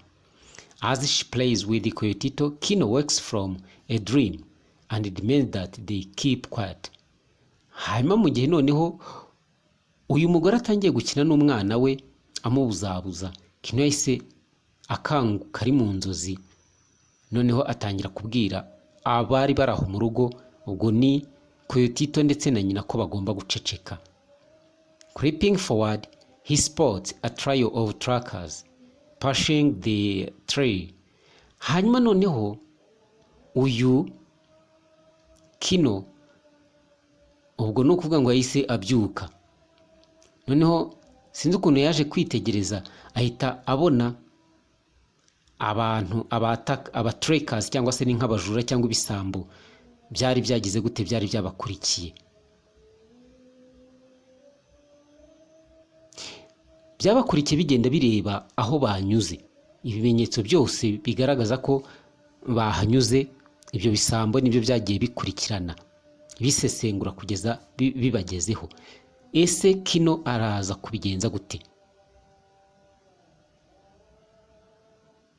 Kino stiffens and attempts to be still and silent until the trackers have passed. Kino yahise yifata, umubiri we arawukomeza, ari konsantra, yishyiramo imbaraga. Hanyuma noneho yirinda guhuzagurika, araceceka kugeza ubwo bya bisambo cyangwa babajura baciyeho baragenda. He watches them grow nearer and prepares to spring on them with his knife if necessary. Ariko ngo yakomeje kubacunga, abacungira hafi ku buryo yari afite icyuma, ari kuvuga ati rero amaherezo niba aramuka bananyegereye ndahita mbasimbukira ntibyaba ngombwa. Juana also hears the approaching trackers and does her best to quiet Coyotito. Nicyo kimwe na Juana nawe yakomeje kumva ibyo bisambo biza, hagerageza uburyo acecekesha Coyotito. Bivuze ngo ibyo bisambo nubwo Kino hano umwanditsi yaratubwiye ko yabiretse bikamunyuraho, ahubwo barushijeho kubyitegura kugira ngo nibibageraho Kino abe yasimbuka na cya cyuma cyangwa na ya nkota ye, nyine birumvikana ahite yirwanaho. Ibyo bisambo nta kindi ubwo byari ukubyica.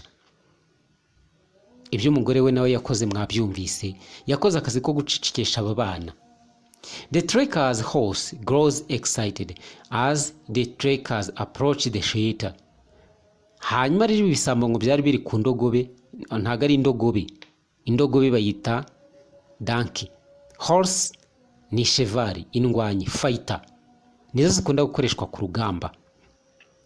The tracker's horse grows excited. Hanyuma noneho ngo iyi horse cyangwa cheval ibisambo byari biriho nayo naho ikomeza gutungurwa cyane uko byagendaga byegera aho ba Coyotito cyangwa se ba Kino bari bakambitse cyangwa se bari.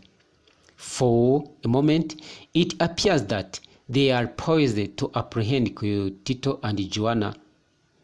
Noneho rero ngo mu kanya gato byagaragaraga yuko ibyo bisambo byashakaga kugira ngo bifate Tito na Juana, but eventually they lose their lead on the trail and move on.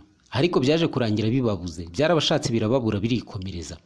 Kino realized that it is only a matter of time before they returned,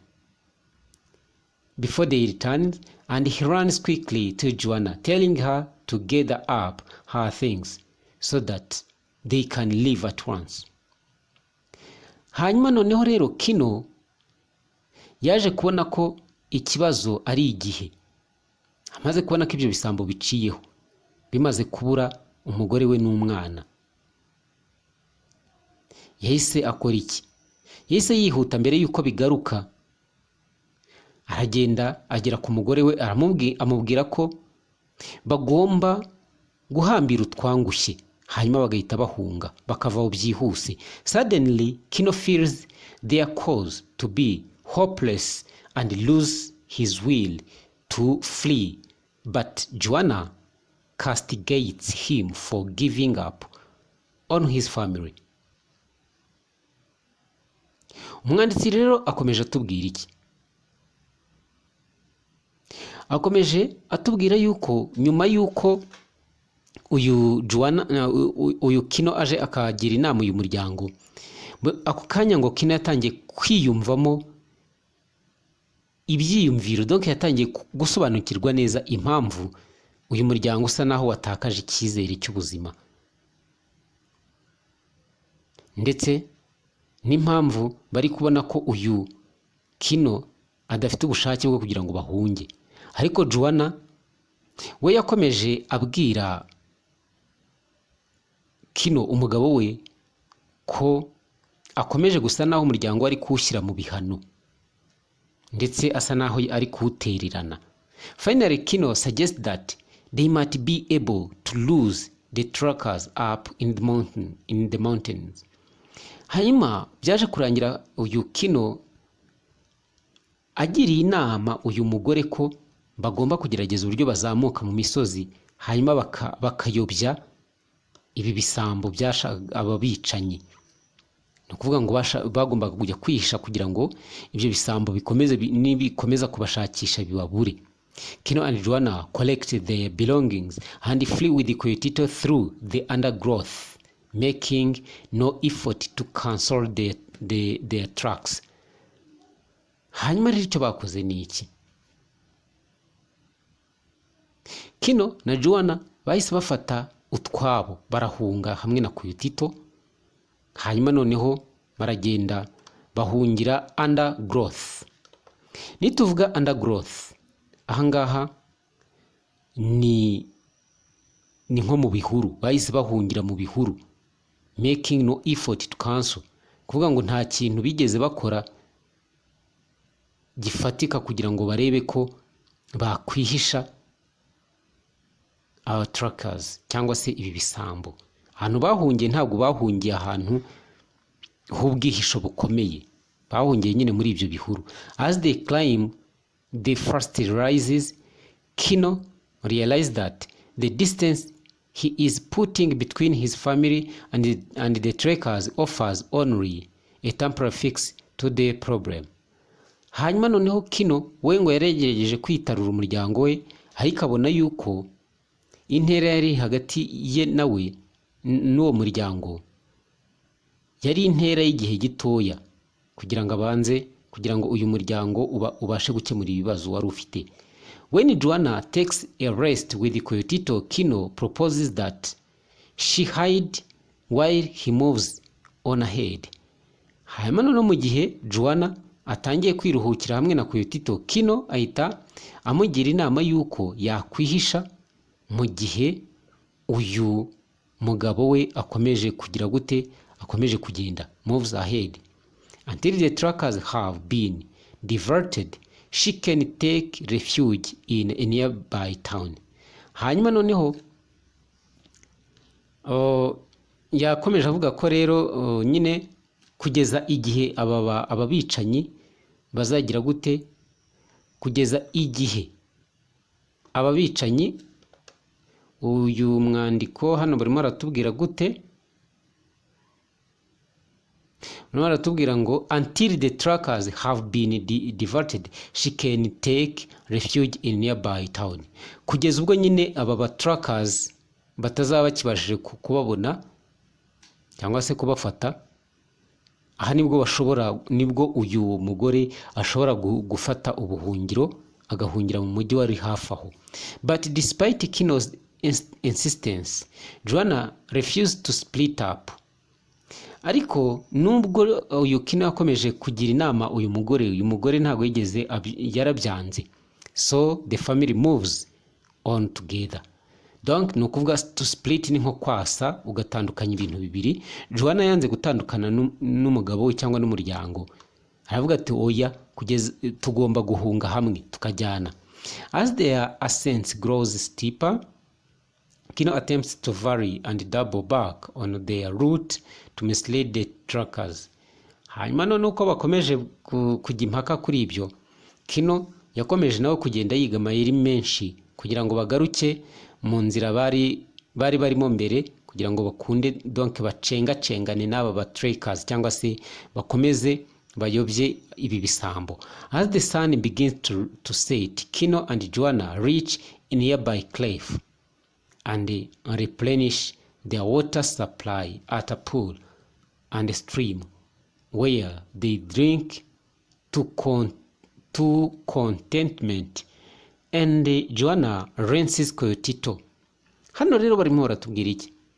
Baratubwira yuko uko bakomeje nyine kugenda bamisleadinga cyangwa bakwepana n'aba ba trackers, byageze ngaho izuba ritangira kurasa. Kino na Juana babageze hafi y'amazi, bagerageza uburyo banywa barakaraba. Hanyuma noneho uyu Juana uyu mugore nawe agerageza gukarabya Coyotito. From the lookout, Kino spies the trackers at a distance below. Hanyuma none uko yakomeje kugenda areba, yageze aho abona baba trackers hurrying up the slopes. Noneho ubwo ngubwo bahise bagira gute? Bahise bazamuka hejuru. Juana also realized that they are still being pursued. Hanyuma Juana nawe yaje kubona ko bagize gute, bakomeje gukurikirwa n'ibi bisambo. Kino deceives the trackers by creating a forced trail up the cliff and descending again to take refuge with Juana and Coyotito in a nearby cave. Hanyuma Kino nawe yakomeje kugerageza uburyo ayobya uburari akwepana n'ibi bisambo, kugeza ubwo bagiye we Juana na Coyotito baragenda bihisha muri cave yari hafi aho ngaho cyangwa se mu buvumo bwari buri hafi. Kino hopes that the trackers will climb past them. Ariko Kino we yumvaga ko aba ba trackers cyangwa ibisambo biri buze kurira bikabasanga yo byihuse, providing a chance for them to climb down the hill and out of range. Kino instructed Juana to keep Coyotito quiet, and they lie silently in the cave as sweetly settlers over the land. Hanyuma noneho uyu mugabo witwa Kino yahise areka aba bana nyine bagira gute, uyu mugore n'umwana we bararyama. Hanyuma barihisha. Juana ahita acecekesha uyu mwana wabo witwa Coyotito. Hanyuma noneho baryama bacecetse aho ngaho mu buvumo. Ariko noneho hari igikezi cyangwa se ni nk'iki urumuri. Urumuri nukuvuga ngo hari hatangiye kugira gute, hari hatangiye gucya, hatangiye kuza urumuri. By evening the trackers arrive at the pool. Hanyuma rero ngo byaje kugeza nimugoroba, birangira aba trackers bageze hariya at the pool, ni nko ku mazi, where they make camp and eat. Hanyuma noneho bagira gute, bahita bahakambika, noneho bafata ibyo kurya. In the cave Coyotito grows restless and Juana quiets him. handi rero bari bihishe mu buvumo. Uyu Koyotito nawe yakomeje kubura ibitotsi, hanyuma none ko abura ibitotsi, ubwo ni nako yagendaga birumvikana asakuza nk'umwana, ariko Juana agakomeza kugenda amucecekesha. Birumvikana ibyago byari byabasumbirije, abicanyi bari bari hafi aho. Ese ibintu biraza kurangira bite? Kino notices that two of the men have settled in to sleep. Hanyuma noneho Kino aza kubona ko abo bagabo bombi, abagabo babiri,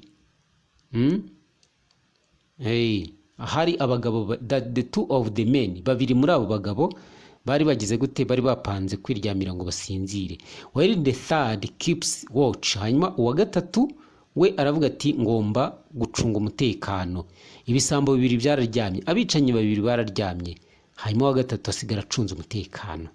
Kino realized that if he can manage to stifle the lookout, he, Juana and Koyotito will have a chance to escape. Juana fears for Kino's life, but Kino explained that they have no other choice. Hanyuma noneho uyu Kino yaje gufata umwanzuro, aravuga ati hari ikintu ngiye gukora nk'umuntu w'umugabo. Icyo kintu cyari ikihe?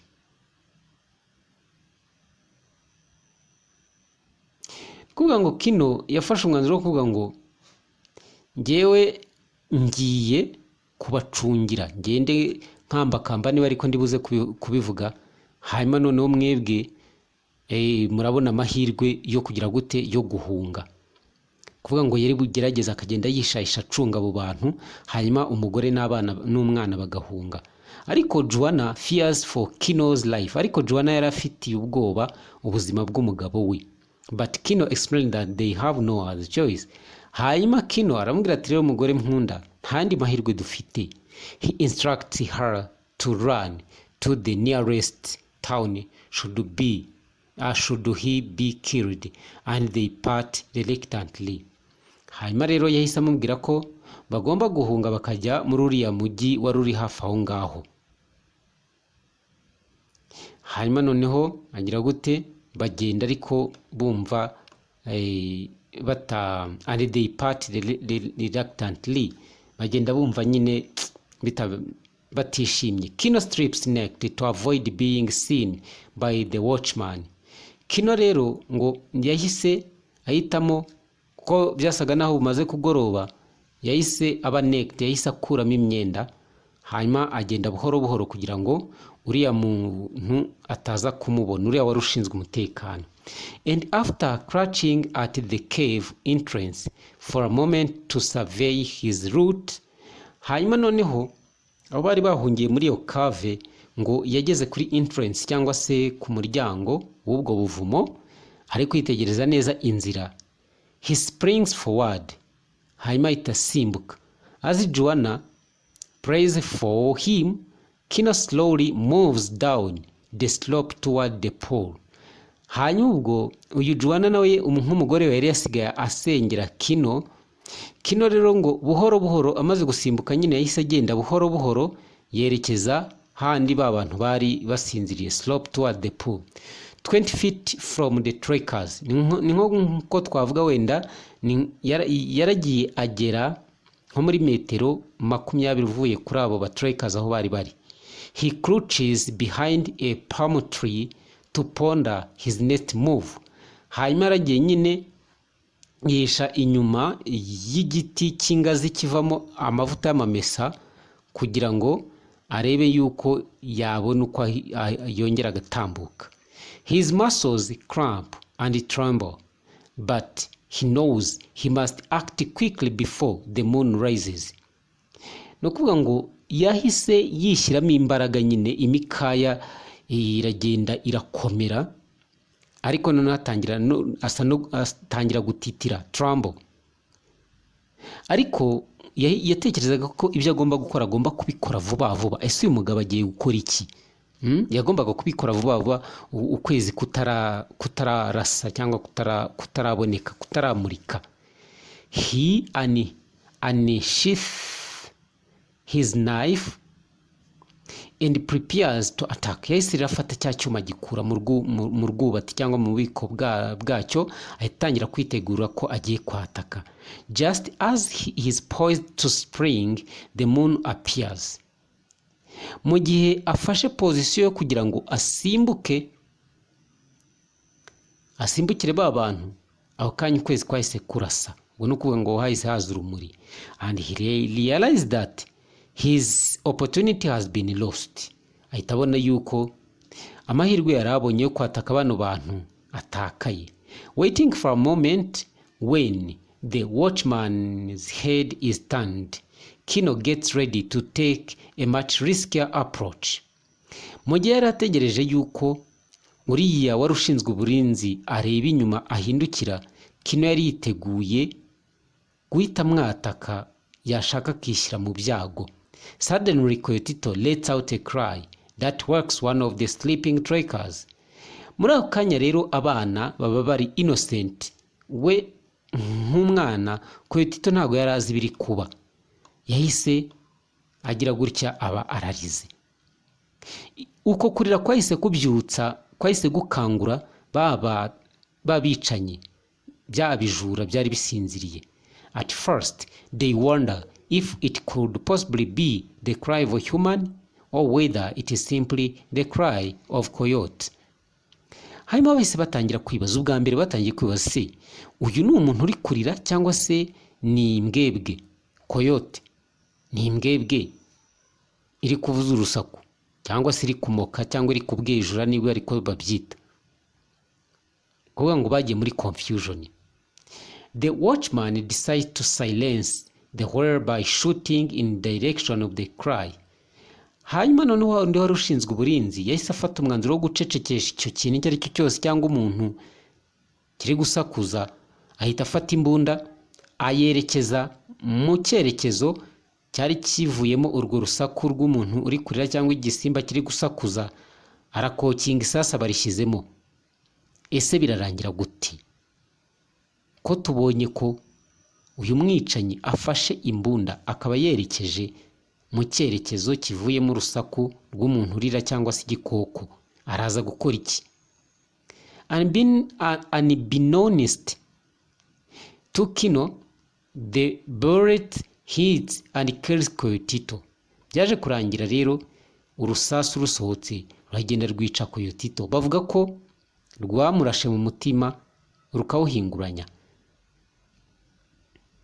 As the watchman shoots, Kino springs up on the trackers. Hanyuma noneho uko uyu mwicanyi yarashe, Kino nawe yahise basimbukira, stabbing the watchman and seizing the rifle. Yahise atera icyuma wundi wari urashe ushinzwe umutekano, imbunda barayimwatsi. Knocking one of the other men out with a fast blow, he watches as the last man attempted to flee up the cliff. Hanyuma noneho ngo yafashe wari ukurikiwe nawe aba aramukubise, ariko ari nako acunga wa wundi kugira ngo atirukanka. The man makes little progress before Kino stops him with a fast shot. Ntabwo rero byamuhiriye kuko ntabwo yigeze arenga umutaru, kuko Kino yahise amurasa. And then murders him execution style with another shot between the eyes. Yahise amukubitira irindi sasu hagati mu maso abiri, ubwo nukuvuga ni mu gahanga. In the terrible moment that ensures follow, Kino notices the silence of the surrounding animals and finally hears the blood-curdling cry issuing from his wife, mourning the death of Koyotito.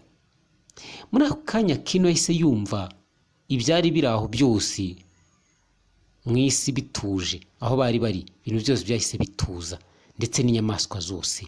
Ariko aza kumva umugore we ari kurira. Yarizwaga n'iki? Umuvu w'amaraso wari uri gutemba. Umugore yari yamaze kujya mu cyunamo cy'umuhungu wabo Koyotito. Kumbe umugabo ntabyazi. Later the next day, toward sunset, Kino and Juana walk side by side into La Paz with Juana carrying Coyotito's corpse in a sack slung over her shoulder. Mu by'ukuri iyi nkuru irimo irarangira nabi. Coyotito arishwe.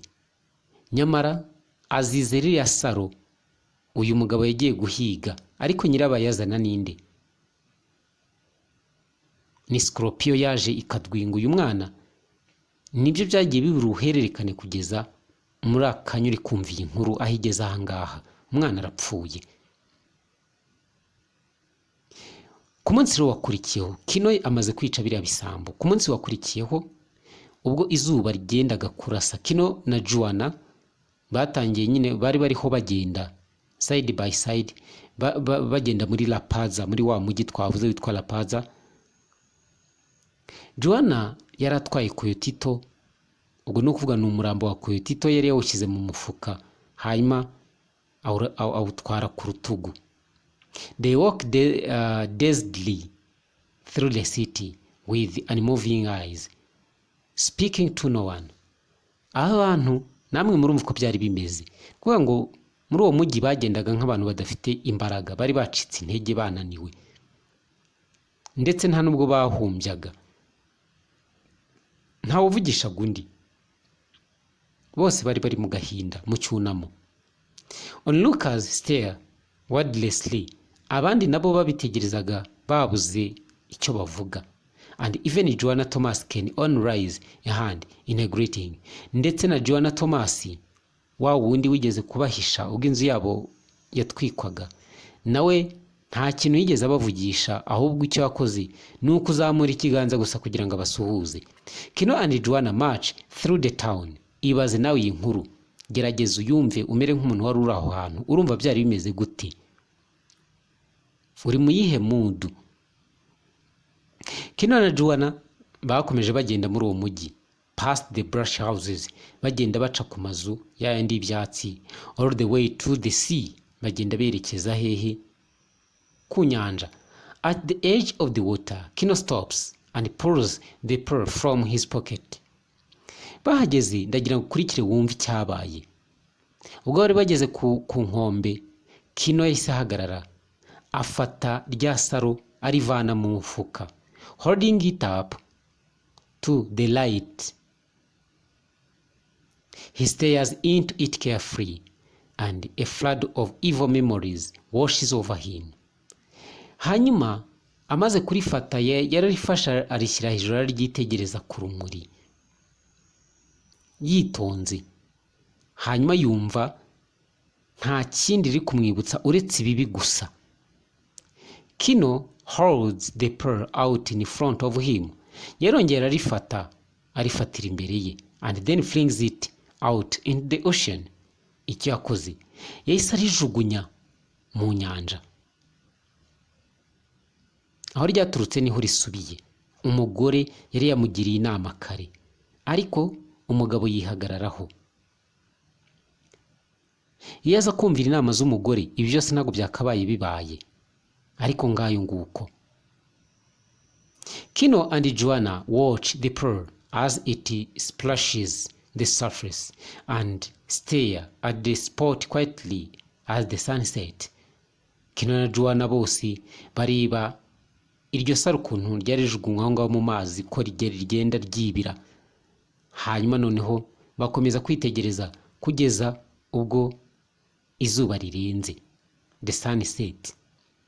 Then column of ants climbed over his instep and continued on its way, and Kino left his foot there and let them move over it.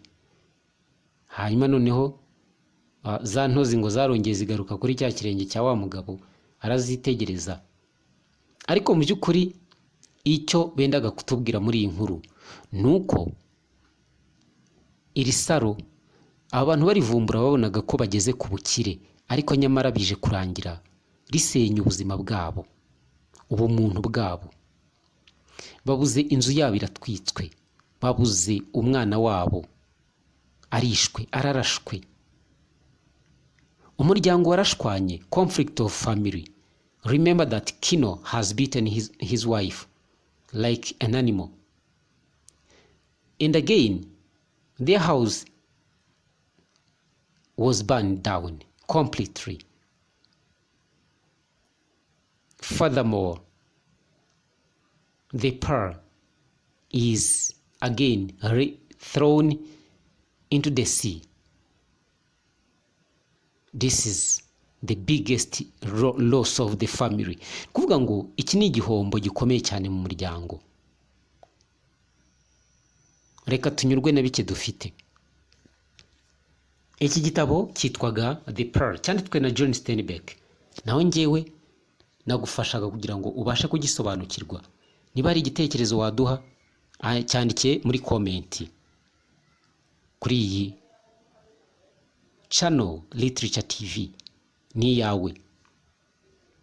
Ntuzacikwe n'izindi nkuru. Niba hari igitekerezo ufite cy'igitabo wifuza, watwandikira tukazagufasha kugira ngo ubashe kugisobanukirwa. Turano ku bwawe. Thank you.